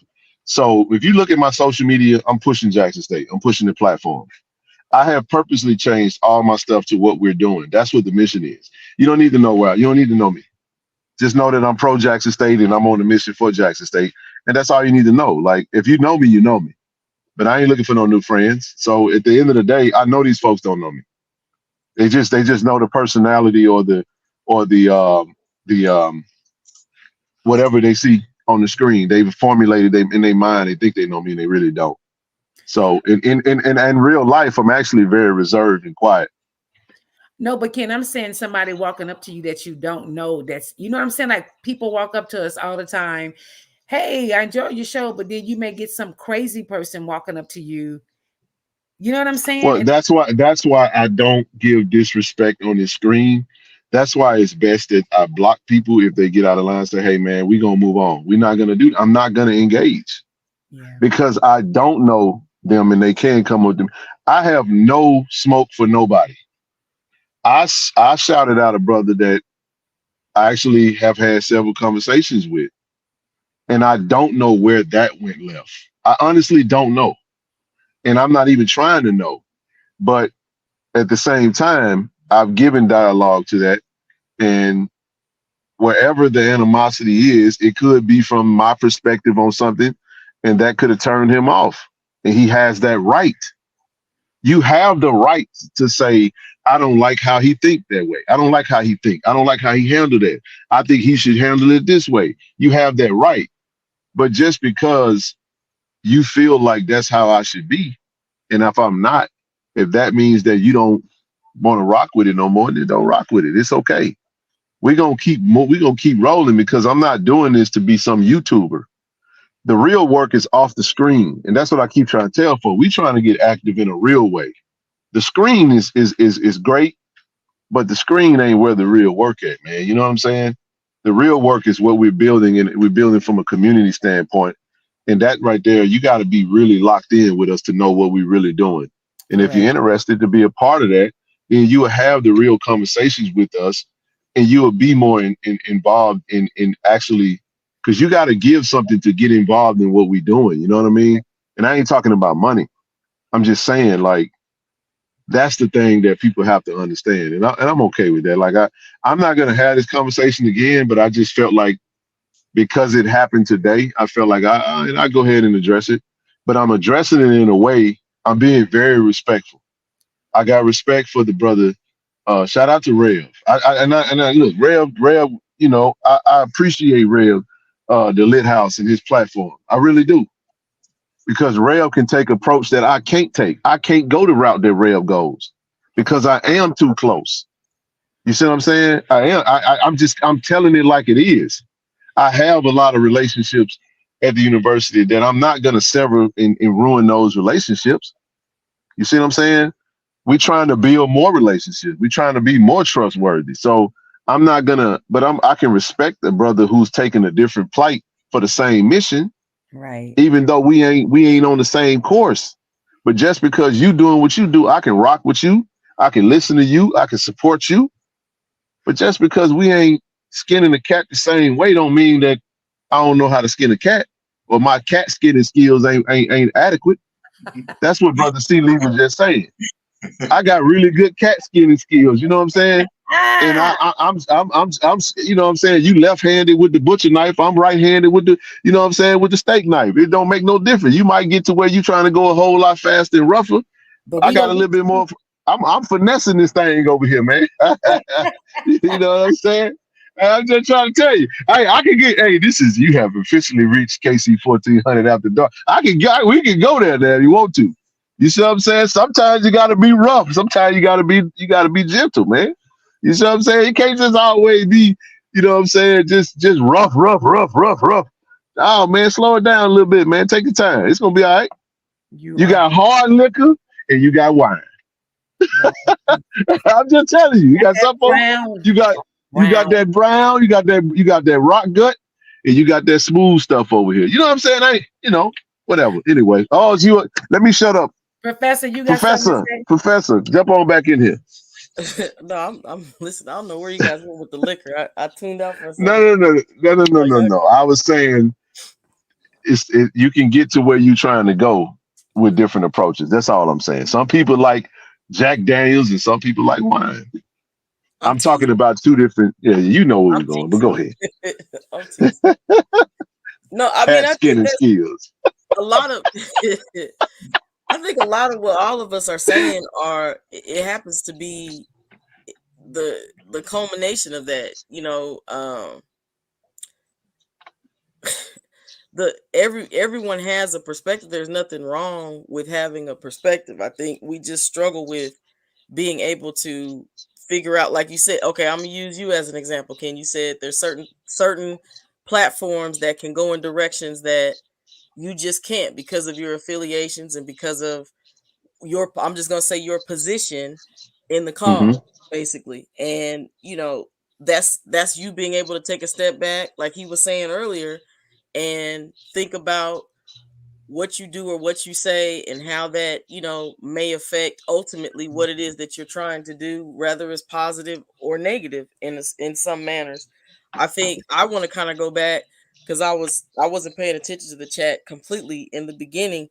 I wasn't trying to bring the fact that my son goes to a private school as a PWI versus a black college at all. Right. Because the Right. reason why he's there has nothing to do with PWIs. Where we live, the public schools are terrible, and he's a very advanced young man, and he needs to be where he's going to be educated and challenged to his abilities, and that's strictly what it was. If it was a black, white, I didn't indicate that. I just said private.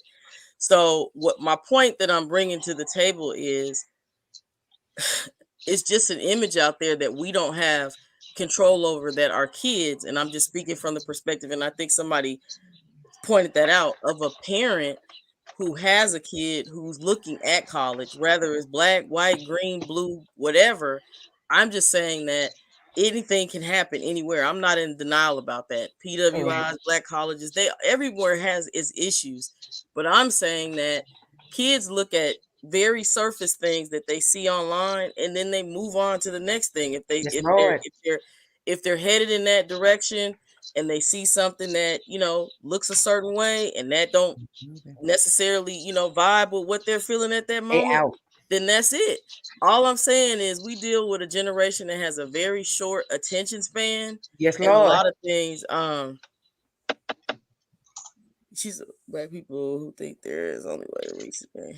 But yeah. So all I'm saying is, when you have something that's pressing out there, and it comes out from one person, two people, or etc., it can be interpreted any kind of way. We don't have any control over it either. I'm just pointing out a perspective, because I usually come on here with a different perspective from, a professor that works at an HBCU standpoint. And that's not, like Ken said, that's not all I am. I'm also a parent. I have 2 kids, and one of my kids is a teenager. So I just think that we have to learn to, I don't even know if it's about learning it either. It's just, it is what it is. I think in some ways, I don't think that there's a resolution. I don't necessarily think that people are proposing that. I think that some of us sit back and think and reflect, and then we act based off of that. But again, for me, the whole reason how I got connected with your channel was because of the fact that I was drawn to what you guys were trying to do for your cause at your, at your school. And I continue to focus on that and look at it from that perspective. And it's unfortunate because, again, growth, is better in these colleges with numbers and being like you say, contributing, supporting, and there's different ways to support. But I will end on the fact that, there are a lot of people. And I noticed there was a lot of channels that, popped up in a certain era, in a certain, time frame, I would say, of like a high point of fame for, JSU, that had all different types of agendas. And I brought this up, like, you can roll the tape back a long time ago. And that's something, again, that's the thing that I'm saying, that these teenagers are seeing. They see these channels, they see they see all of that. So it's I'm not even prospectively offering a resolution. I'm just giving a perspective of a parent who has a son who is going to go to college, and they're going to be looking at all different directions. And that's pretty much it. I can't really say what to do, what not to do. I just support. And I'm kind of like what he said. I'm not as active as I used to be, but I watch. I listen to you guys while I'm grading late at night and etc. I don't always speak. And every once in a while, I come on and speak on it. And this just happens to be one of those days, because I felt like it kind of hit home with a different perspective for me. And I just thought it was important to me to speak on it from a perspective of me having a teenage son that's getting ready to go to college. And again, I hate to bring up that conversation of PWI versus historically black colleges. I've experienced both. So, I'm not really trying to defend one or the other, or say that one is worse than the other. I'm not really going to get into all of that. Just the perspective of what he sees and how quickly their time span, they have a very short time span. Very short. You know what? You know what? Your perspective is great though, because again, what everybody can't do, and I'm not saying anyone is doing this, but we don't want to become so specific and miss the point. Exactly. What we have is, we have a parent that has a teenager that's going to choose a college soon. and looking Forget at all. forget all the details. That because sometimes we get lost in the details. Well, we're gonna be specific because you said this. No, the point is we have a parent that has a teenage son that is very in tune to Black Twitter. That's what they call it, HBCU Twitter, and you can thank Deion Sanders for that because we was loving it when we were trending for the positive stuff. But remember, he said the same light that show you your good side, show your bad side too. So that light is still on, right? And you have a lot of parents that may not be a professor, that may not have the degrees that Sister Oz may have, that may not have the son that's in the exact same situation. They may not have to. I'll give you another perspective. What about the mother who is a little bit more emotionally charged and got a son that can play football? You follow what I'm saying? That's seeing that and saying, and I'm gonna say this, and this is something that we just gonna have to accept. Y'all know the rules are different for HBCUs. I stop acting like we don't know that. True. I know it. Yes, it's not fair. But it's real. Unfortunately, we have to be more sensitive. We have to be more careful because I had somebody blanket my tweet today. I tweeted some specific stuff about something that was relative to the conversation we were just having, and somebody subtweeted my tweet saying, "Man, what's going on in the HBCU world today?" I said, first of all, please don't use my words as some monolithic topic to say that HBCUs are going down. You see what I'm saying? I said, y'all love to do this. No, these are my words that are very specific about something that I'm having a conversation in regards to something that we're dealing with personally here in our little small space. This ain't an HBCU topic, but since you guys see, okay, this person represents Jack State and he got a small following on Twitter that, now let me say what the HBCU world got going on. We all get blanketed. I said, please don't blanket us. Unfortunately, and I say this all the time, HBCUs get treated like Black people. Unfortunately, we get blanketed. Unfortunately, one bad apple can spoil the whole bunch. Unfortunately, when you get one idiot saying crazy stuff, it's all Jackson State fans. We all, and I keep telling y'all, HBCUs are the only institutions where the issues and the sins and the errors of one person have to sit at the front door of everybody. We all got to eat that shit. I don't want to eat foundation mismanagement funding problems. I don't want to eat that. I'm tired. I don't want to eat presidential scandal problem. I don't want to eat post crime problems. I don't want to eat none of that stuff. But one little thing. So that's where my frustration, when I saw the photo, I was like, oh my goodness, here we go. Here we go. I know what's going to happen. And then I saw a tweet and I said, oh my goodness, this is going to be bad. So I'm just like, I ain't touching that. I can't touch it. So now I'm just gonna try to manage it, just make sure don't no players or something that, like just try to keep it as clean as possible. I've even had conversations with alums and everybody say, hey man, delete that tweet, man. Come on, bro. We ain't moving like that. Oh, okay, yeah, you right. They go delete. I'm like, come on, bro. What we doing, man? What we doing, baby? We ain't doing that. You know what I'm saying? Like, let's be a little bit more sensitive to the situation and realize that you can affect that. Because like one of the brothers say on Twitter all the time, look, we can't be selective on how we choose to defend the bashing of players. Because one minute, folks saying don't bash players, and the next minute when the player do something that we may not agree with, now you feel like you got a license to bash them or they enter the portal. Listen, let me tell you something. I can't do any of that stuff. You see what I'm saying? I had a player that I had a personal relationship with that decided, even after we agreed that they would stay, that they had that the situation, a better situation was best for them to go in a different direction. And it was a tough situation because I'm like, damn, bro. But you know what? Never disrespected him, never disrespected his family. And just like, hey man, I wish you the best. I'm not gonna do that. I'm not gonna do that. You know why? Because if players say, oh man, Ken, man, that's Ken, man. He with Tiger Talk, man. He man. He good, They're gonna shit on our relationship from the jump because they're gonna say, you know what, man? Every time somebody leaves Jack State, man, Ken cool with you, but as soon as you leave, man, he on the internet tearing you down. I don't have the luxury to do that, bro, and I'm never gonna do that. I'm never gonna do that. I just thought about something that I think is it JSU, the Sonic Boom. He said something about some people are just militant, and this will he go again with my therapy head, Ken, because some of us as Black people, and watch this, especially Black men, we have lived in fight or flight for so long that we don't know anything else but to fight. It's kind of like Color Purple.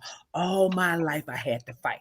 That's all they know is to fight. So when you tell them not to do that, they literally don't know what to do because they're fighting or they're running. There is no in between, and they But do the same thing on the, like I look at some of these people. I think he said some people are just, if you're not militant like them or quote unquote a fighter, that's all they know. They had to fight at home, they had to fight at school, they had to fight. So that's all they know is fight. So if you're not fighting, you're my enemy. But that's because they are been in fight or fight for so long, and majority of Black people have been in that. They don't know what else to do. listen, let me say this: I don't have no beef with nobody on no platforms, man. I saw some shit coming sweet and salty. There ain't no beef between me and Rev. Me and Rev good, man. From my perspective, from my side of it, that brother ain't never ever bashed me in no type of way. Never been disrespectful to me. We've had conversations. You see what I'm saying? Rev got his own lane. He doing out to the lit house, shout out to Rev. Keep doing your thing, brother. I ain't got no beef with nobody. That's what people got to understand. We're busy doing what we. I don't even have time. I'm so busy. Like y'all don't understand. I want to change gears real quick. I got something right now that I'm working on for a player. You know what I'm saying? We finna delve into this, this NIL space. You see what I'm saying? Man, I'm so excited for this thing that we working on. Can y'all hear me? Yes. Good. Okay. I'm telling y'all, man, that's what I was doing today. Like what people gotta understand. I spent my time today put together a proposal for a channel sponsor for the channel. You follow what I'm saying? So when you're going into businesses and you're sitting down at the table and you're showing people your channel analytics and you're talking about what you're talking about audience engagement, all these types of things. Listen, man, you can't come in there acting like no fool, man. You know what I'm saying? You got to know how to. I've been in business, you know what I'm saying, for a long time doing business with working for other people. And now here I am trying to, do something for myself and those that are with me in this thing, right? So, but the thing I'm working on, man, it's going to be big, man. It's going to be big. It's going to be next level from anything that we doing, because that's how my mind works. Like, how can we take this thing to the next level? Sound like our previous coach, and that's why I used to rock with the stuff he would say, because I'm always thinking, how can we get to the next level with this thing? Rochelle, the website, the nonprofit website is actually in the process of being constructed as we speak. Literally. Like, that's something I'm working on this weekend, because we got a bye week. It's not just, oh man, I'm just jumping on this thing Monday, Wednesday, Friday, and I ain't got nothing going on. Man, we got merch, we got website, we got the foundation, we got NIL, we got all kinds of things we got going on just from this platform, because people have supported us. And because I'm in the room or close to people that are in the room, I am in the room. I know what's needed. I know the infrastructure that's needed to be put in place. And all I'm saying is, folks, don't fight against us, man. Fight with us. Don't fight with me. Can I say something? The reason I say wounded ears hear differently. I was reading that comment. Okay. Sweet and salty, no one's trying to start anything he's affiliated with. Listen, folks, family, I'm fully aware of the dynamic of that relationship. Yeah, I listen to the platform. I know what's being said. I know what's out there. I have no desire to engage. So honestly, we can leave that alone. I fully am aware of everything. I'm not oblivious to I'm not oblivious to the slick attacks. I respect the brother, because at least he tagged me today. I respect the heck out of that now. Because I'm like, all right, now we cooking. Now, at least I know you're talking about me. It ain't just talking in the air. And that way, if we man to man, I can say, okay, what we talking about? And it is what it is. I'm okay with that. We can leave that alone. I just put that out there. We're good. I'm good out here in these streets. You ain't got nothing to worry about. I'm good. Ain't got no beef with nobody. Now, what they feel is on them. Ain't got nothing to do with me. But I'm telling y'all, I have no beef with nobody. I got love for them folks, regardless of whether it's coming back to me or not. You follow what I'm saying? I wish them the best, and I want them to be great in whatever endeavor that they do. Now, I do want folks to leave me alone. Leave me alone and let me do what I do and what I'm doing. Because I'm telling y'all, man, the problems that we are afraid of the issues that we see that are creating this trauma, this resurgence of traumas, Michelle, the way we fight those issues is not going to be with saying, hey, player, I need you to love Jackson State like I love Jackson State. No, we got to get active and we got to make some things shake in a different arena. And if you ain't in the game, trust me, family, you ain't even in the game to lose the game. That's how far behind we would be if we wasted time bickering amongst each other. I don't have time to bicker. I don't have time to get into that muck in the mire. We are working in everything that I'm working on. I'm telling y'all right now, I can't say that on this platform because we don't want to get haters no ammunition to try to. What's the old saying? I say this and I let the next person go. You don't get a devil stick to beat you over the head with. You get what I'm saying? I ain't finna let you know nothing. I ain't letting my left hand know what the right hand. What we doing is, if you know what we doing, you know what we doing. Well, you have And to I'm move telling y'all right now, we doing some big things, man. We doing some big things, and it's gonna benefit Jackson State. Yes, it will. Yes, it will. So Don't make we don't understand that getting out. I think like I said, people are afraid of change. And even when I'm still looking at what I said, and I still say what I say, I never said militant was. That's what I was like. It's amazing to me how what y'all hear is not what I say. I never said it's just wounded ears, because what I'm saying is that we don't know how to active listening. We listen to respond. We don't listen to receive.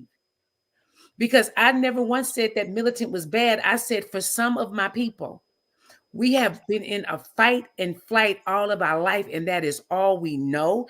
And that is draining. And that is not good for your heart. That is not good for your body. That is not good for your mind. You're always ready to fight. And it is a time and a place. The Bible tells us it is a time and a season for everything.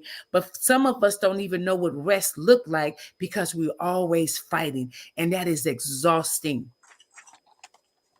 So if you are militant 24/7, that is exhausting. That is draining. What is it doing to your mind? What is it doing to your body? What is it doing to your spirit? What is it doing to your soul? Has love ever lost the battle to hate? Not listen. And that's why God said what he says. Let me tell you something. I can get with you with honey than I can with vinegar any day. Any day. Come on, brother Seeley. I know you've been. And that's it. So I'm done with that.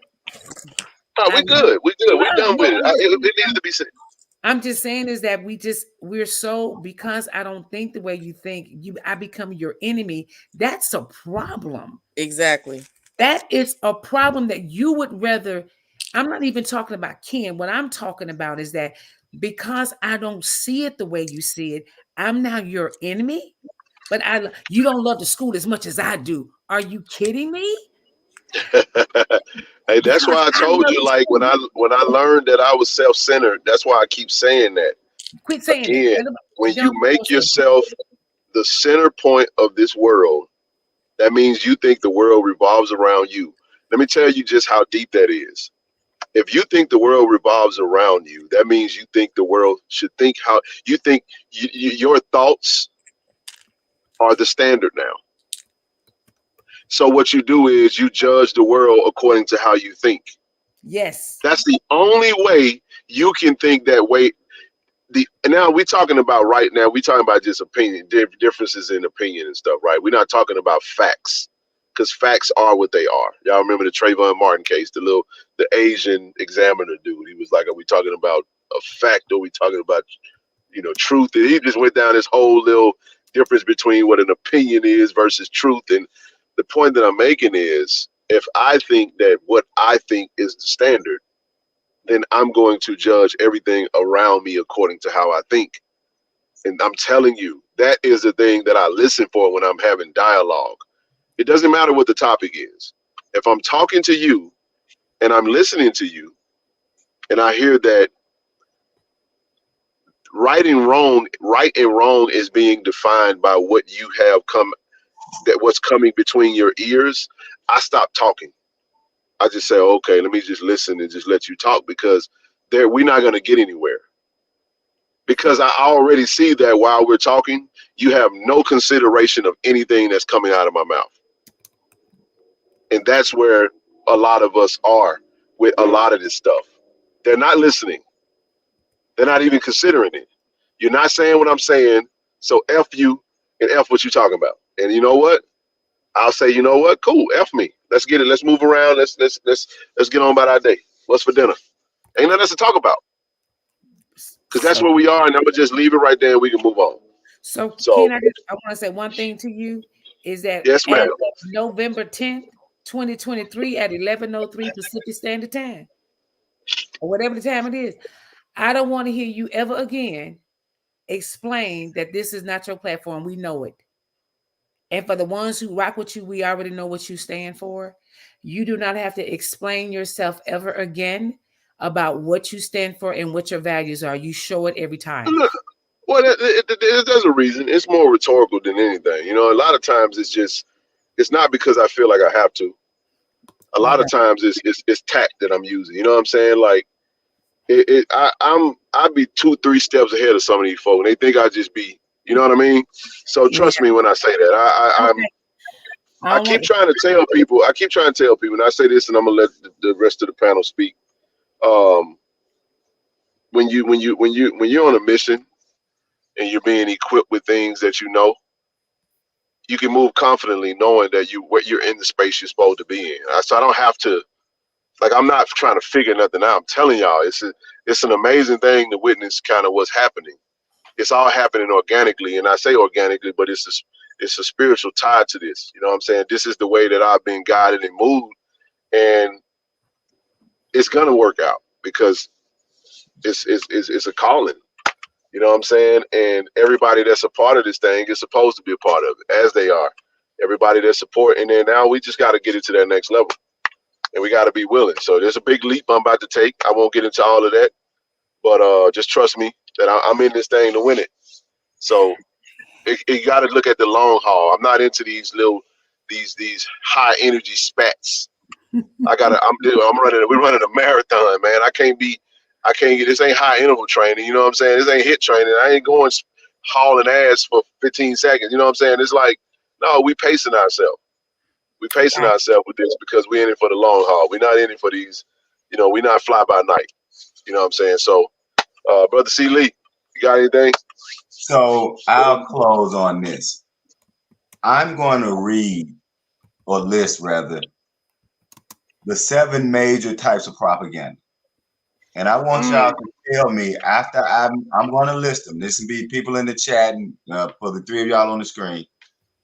I'm going to list the 7 major types of propaganda, and then I want y'all to tell me which one is the one that you think is used the most, that is the most effective. So I'm going to list them, and then I'll let everybody on the screen tell me after I finish listing which one you think is the one that's the most used, the most, and the most effective. And folks in the chat want to pick one, so I'm going to list them now: bandwagon, testimonial, transfer, plain folk, name calling, glittering generality, and card stacking.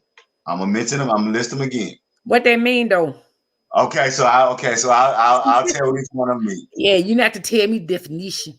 Okay, so I ain't the only one, but I'm just gonna tell it. No, look. You know what, Sister? I'm glad you said that, because you know what I used to say to my students, and Professor Oz English can probably affirm this. You know what I used to say? I would have a student who would ask a question, and I would say to that student, you know what? You weren't the only somebody had that question. You was just the only one had enough courage to ask. So I appreciate you asking that question. So, so I go through them. So bandwagon is convincing people to do something because everyone else is doing it. That's bandwagon. Okay. Testimonial is having a famous or admirable person endorse something. Okay. Transfer is associating an idea or a person or a product with something that people already like or love, such as religion, patriotism, and the number one is sex, right? Sex sells. Plain folk is associating an idea with everyday people. Name calling or attacking the man is simply that. I'm going to call you a bad name in my argument, right? I'm going to insult you. So name calling is I'm going to insult you. 6, glittering generality. Glittering generality is an important sounding but unspecific claim. I'll give you an example. So a glittering generality is we're having the sale of the year. And you get there and that stuff is twice as high as it was before it went on sale. And the reason that's not a lie, because the glittering generality, what I say, it's important sounding but unspecific. They didn't say it was the sale of the year for you. They meant it was the sale of the year for them. So that's a glittering generality. And then finally, card stacking. Card stacking is when you only provide the favorable facts of your argument. So an attorney will say, I won 100 cases. But he won't tell you about the 150 he lost. So those are the 7. Bandwagon. That's some good options. Bandwagon. I'm gonna tell you one I think. Transfer is gonna be the first one I think. I'm gonna go transfer. Okay. What you got, Michelle? I'm thinking. And why are you thinking, Brother GA? Brother GA, I'm not saying these are things that people should use. I'm saying that these are the ones that are used the most. And I'm asking people which one they think is the number one use. So Ken said transfer, because that sex sales is what got Ken. Like, yeah. I'm about to No, it wasn't. Ken is the dude. Ken is the dude who gonna buy this. They got the girl in the bikini standing by. And that girl in the bikini ain't got nothing to do with them. I wasn't even thinking about the sex part. I was thinking about the religion part. You know what I'm saying? Like playing on people.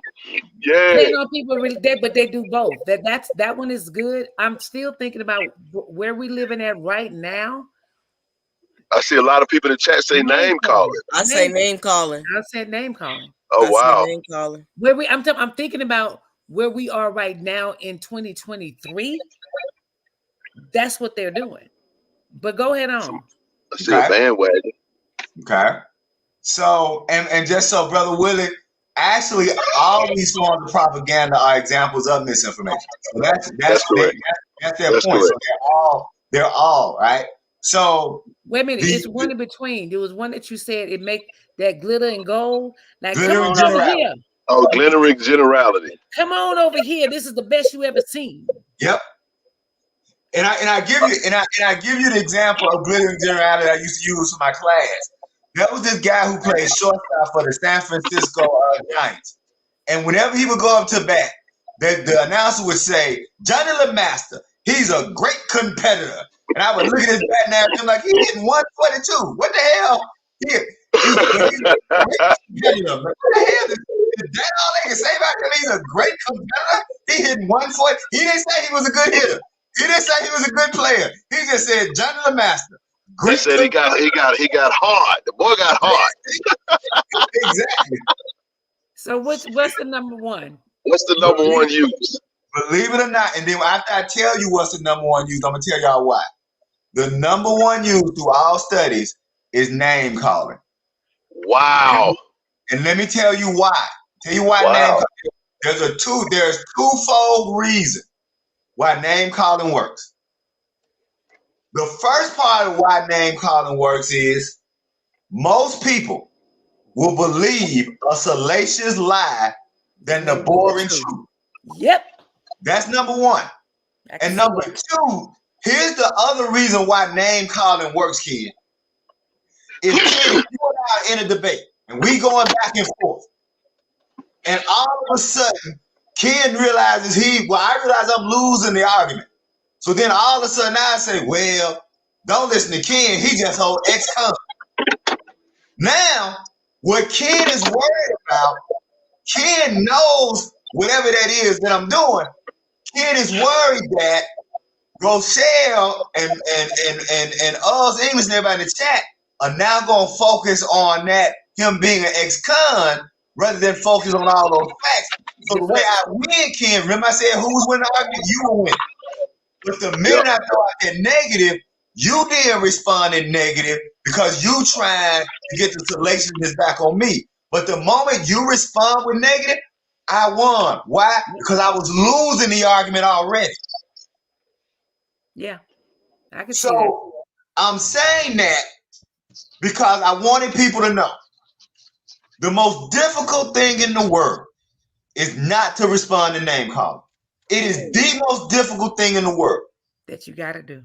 And what you have to realize, the only thing that's more powerful than name calling is documented work. They can say whatever they want to say about Jackson State. They can call us what they want to call us. They can use anything they want to say. But nothing that they can say can erase those damn 7 victories we got right now. And what we have to realize is that we don't have to always respond to the negativity. Come on. Because at some point, the 7 victories, and hopefully after the last game, there'll be 8 victories. And for everything and everybody in the chat, just remember that the only thing that can uphold your character is not what somebody says about you, but what you do to build your character.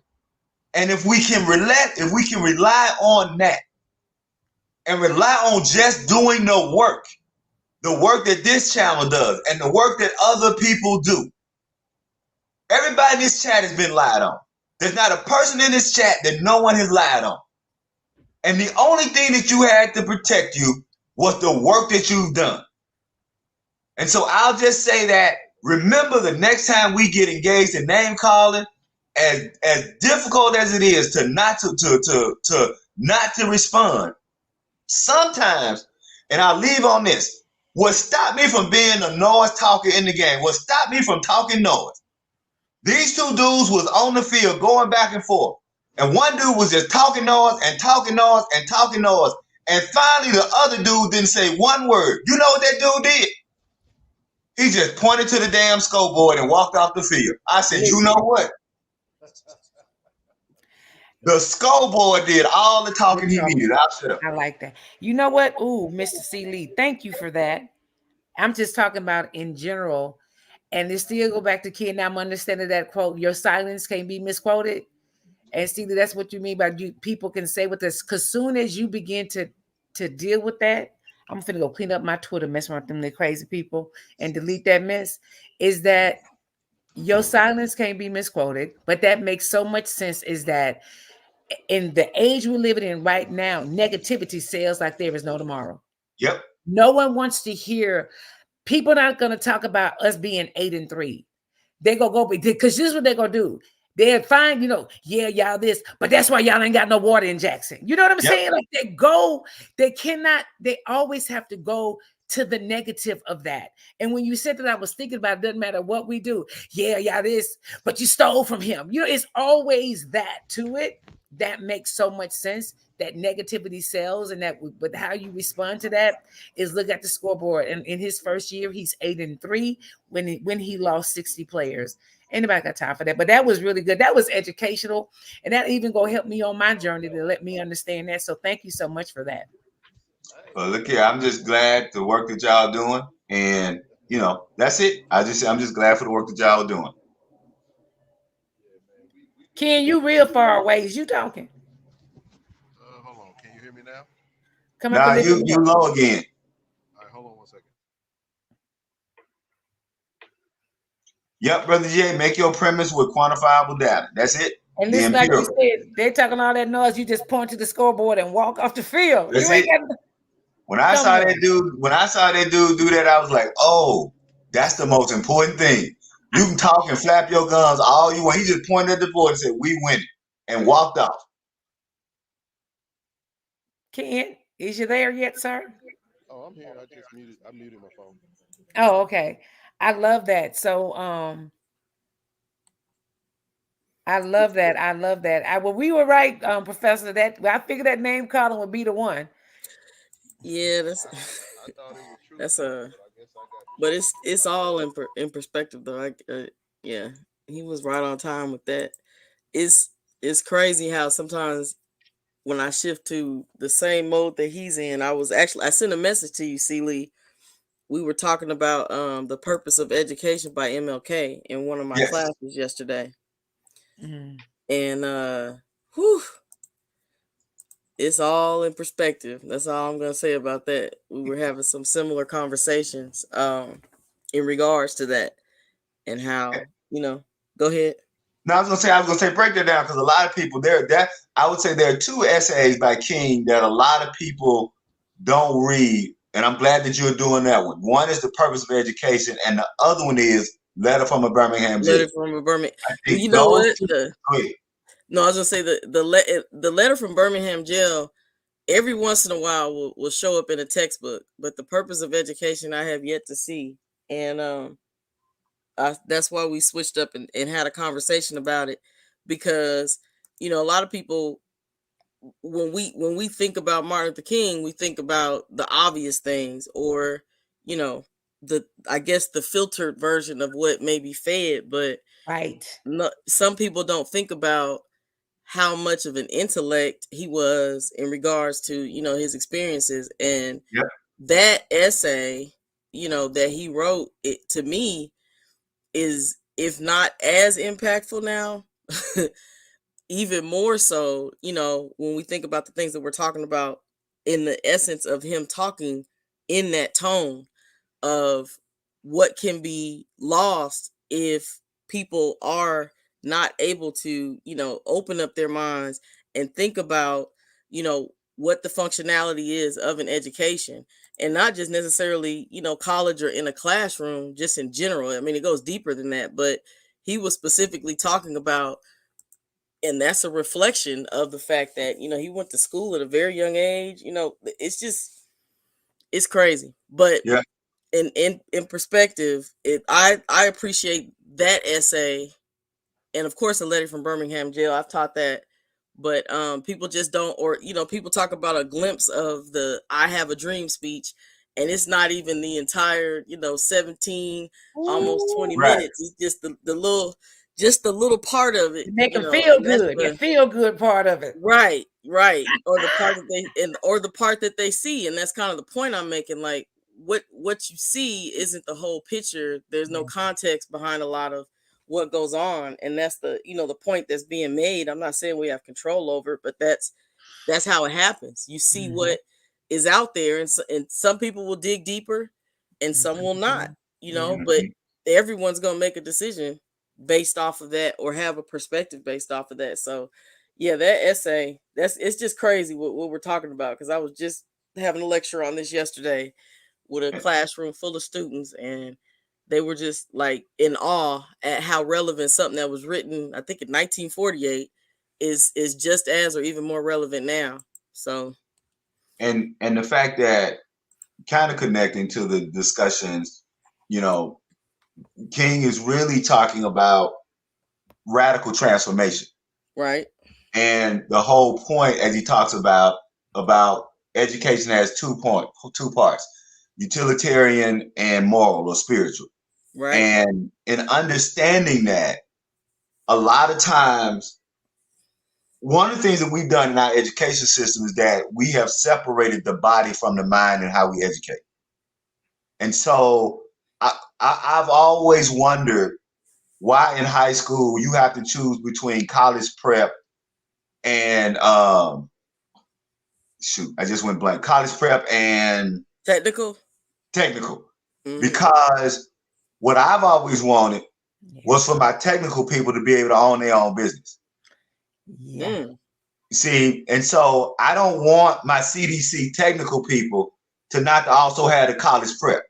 And I don't want my college prep people to not to have, because if you have the college prep people not to have the vocational or the technical or the CDC, then a lot of times our college prep people can only do theory, but they can't do the kind of utilitarian manifestation or execution that King is discussing. And the way that you then connect that, and I'm glad that some of y'all corrected me earlier because I was wrong. I said Timothy, but I meant Barnabas, and I said Timothy, but I meant Barnabas. So I'm glad some of y'all connected me. But that whole notion that when you're talking about Yeshua or Yeshua, that's that person y'all call by that J name. Y'all go ahead and call him by that. Well, nobody ever named by that J in life. Let's move on. But there was a reason why he fed people. That's facts. But keep going. Yeah, that was the reason why he fed people. And I'm coming back to this King article. The reason he fed, we get caught up on the miracle that he fed so many people. He fed them because he knew he couldn't administer to their spirit until he first ministered to their bodies. That's right. So when people say, well, the McInneses don't come to church unless we feed, well, that your answer is. Feed more, and you could get me in the dose, and then you can administer to my spirit. So King is saying in that excellent, I'm so glad, Professor Oldings, you mentioned that we have to have a holistic education that allows us to take total control over our situation. We can't be sovereign if we don't have a holistic education. Wow. There's no way to say we're going to take over this land, but then we got to call somebody back in and tell us how the machines work. We're going to take over a county, yet we don't know how to run our own elections. So we don't have both a utilitarian and a moral, and they both have to work. Because here's the one other thing about that I think, and Professor O's, you can correct me on this. The other thing that he was saying about that, in that whole notion is we need to stop equating intelligence to morality. Because there are a lot of smart people who are evil. Yes, Lord. So just because somebody is smart doesn't make them nice. So that's why he's saying you need a twofold education. You need an education for your intellect, but you also need an education for your humanity. Yep. Because if we don't have an education for our humanity, we just gonna have a lot of evil geniuses. I hate to tell y'all this, Hitler was one of the smartest people to ever walk the face. Yeah. So if we don't have that, and when we talk, so what do you mean? So let's do it practical. My father was a juvenile youth court counselor who chose to work with what they considered some of the worst young people. His field office was where the vice lord and the folks' territories overlapped. And he went put his field office right there. And what he instituted was a parenting program. Because he told me, children are easy to fix. The problem is I'm fixing children and returning them to terrible households. Yes, Lord. Once he began instituting a parenting program, that part that had a spiritual or moral component, his recidivism rate dropped to below 10%. That is, he was the only counselor that less than 10% of the children he was helping return to crime. Because he understood, as King says in that article, we need both an intellectual education and a moral. In fact, Einstein, and I need people to understand Einstein, and I add this because Einstein had to write 2 letters. He wrote 2 letters saying the same thing. He said, I wish my friends would stop telling people I'm an atheist. I am not an atheist. Just because I don't believe in God the way you believe in God does not make me an atheist. And Einstein said that spirituality or religion has to be the moral guide to science. Yep, science. Now, I want to be clear. Einstein was clear. He said religion should not interrupt or disrupt science. He said, but we need a guide because we need to ask ourselves, just because we can do something, should we? Right. Okay. And see, the problem is that we live in this world that has a very Eurocentric notion that we think that if you can build technology to murder lots of people, you are civilized. That is, in fact, the opposite of civilization. Civilization is, are you a moral enough person to use your intellect to heal and help people? So are you using technology to feed people? Or are you using technology to destroy people? And that will determine the level of your intellect. Now, shut up. Wow. So check this out. I look at this, Ken, and I look at this scripture now. It's so more and more is when God says, "For my people perish for a lack of knowledge." Yep. Ooh. Y'all dropping them slugs tonight. They nuke Listen, bombs. This is I never, listen. That's why I felt so compelled to not end this stream. I just felt like we needed to just have a talk. You know what I'm saying? Sometimes, and that's what's beautiful about this platform, because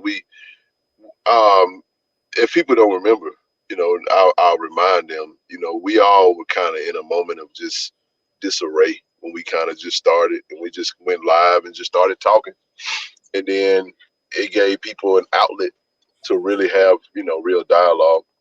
And every now and again, we have enough stuff that still be going on at the home front, and we have to sit down and talk about it, man. And it gives us opportunities to go into other spaces like tonight, man. Great stuff, man. I've just enjoyed just sitting back, listening, because now you touching on some deep stuff. this Go was ahead. good. Celie, I want to thank you for the propaganda thing. That I'm gonna have to investigate that some more, but it helps me understand. Brother C. Lee gonna put that in the email. Please tell me you're gonna drop that in the newsletter. I know you're gonna have to do something. I tell you what, that's actually I tell you where that's from. That's from a larger lecture when I would get to persuasive and argumentative writing. And so what I'll do, Sister Rochelle, if you email me, or if y'all, because I know Ken is getting the newsletter, if you email me, I'll just send it to you as an attachment. You can have the whole lecture. Okay, because that was Yeah. that's just going to help me in my growth of what I'm doing as well. And I Also have to identifying propaganda too, Rochelle. Yeah, that part, right? But the biggest part is that realize that Ken, I have to realize this too, is that we're not for everybody, and that's okay. And it's nothing we can do about what they say, but the only thing I can do is how I respond. And that's God is always letting me know, can I trust you with greatness? And I need God to know that He can. And when stuff come my way, I know how to handle it. So this has been good, but I got to get up in the morning and get some stuff done. But this was a Man, great let me show. tell y'all something. I ain't got to do nothing but get up and watch football. I ain't traveling this weekend, and I'm happy about it. So I appreciate y'all for coming on and blessing the platform tonight, man. This is wonderful. Before you go, Professor Dr.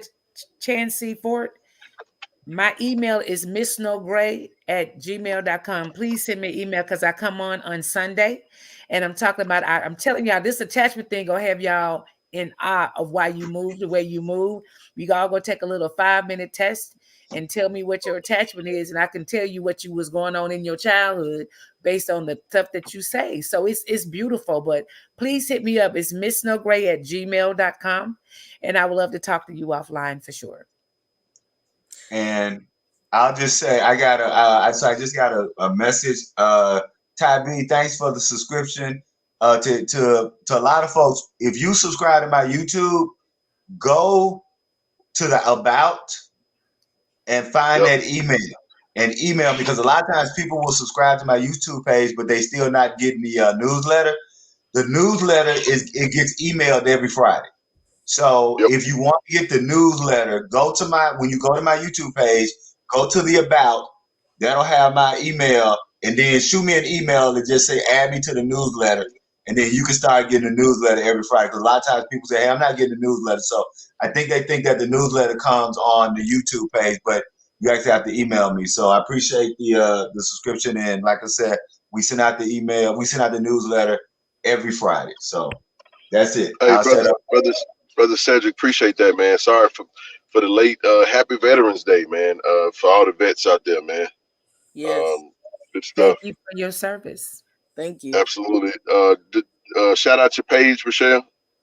Miss Snow Gray, MISSNOGRAY. Drop that link in the Drop that link in the chat. Okay, I dropped the link in the chat for you. As a matter of fact, what I'm gonna do, I'm gonna start adding that to the in the description of the videos.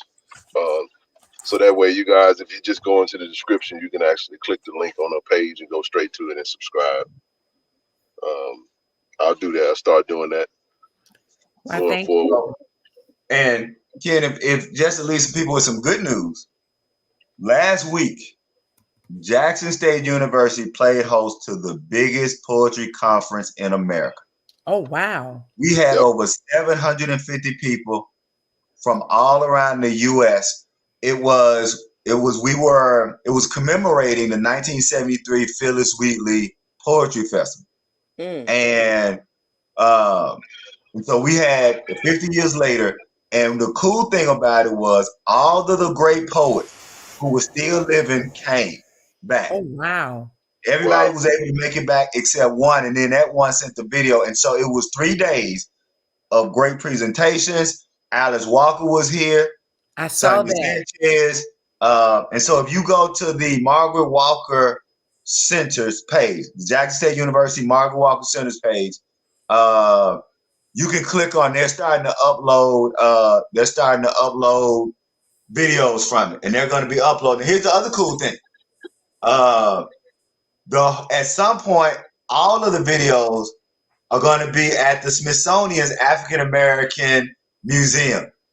So Jackson State University. So when people talking that noise about Jackson, so Jackson State University played host to the largest poetry festival, a celebration of Black women, all of the major Black female writers in America, where little old Jackson State. In fact, it was so big we had to move it from Jackson State to the convention center. Because, like I said, it was on the electric slide. I saw that. Yeah, we had to move. So for a reason. Yeah, but like I said, if you get a chance, go to the Jackson State page and go to the Margaret Walker Center, and they have started uploading those videos. And then one other person asked, my YouTube is psychedelic literature. So if you go to psychedelic literature on YouTube, you can find that. So that's it. But yeah, so that's some good news.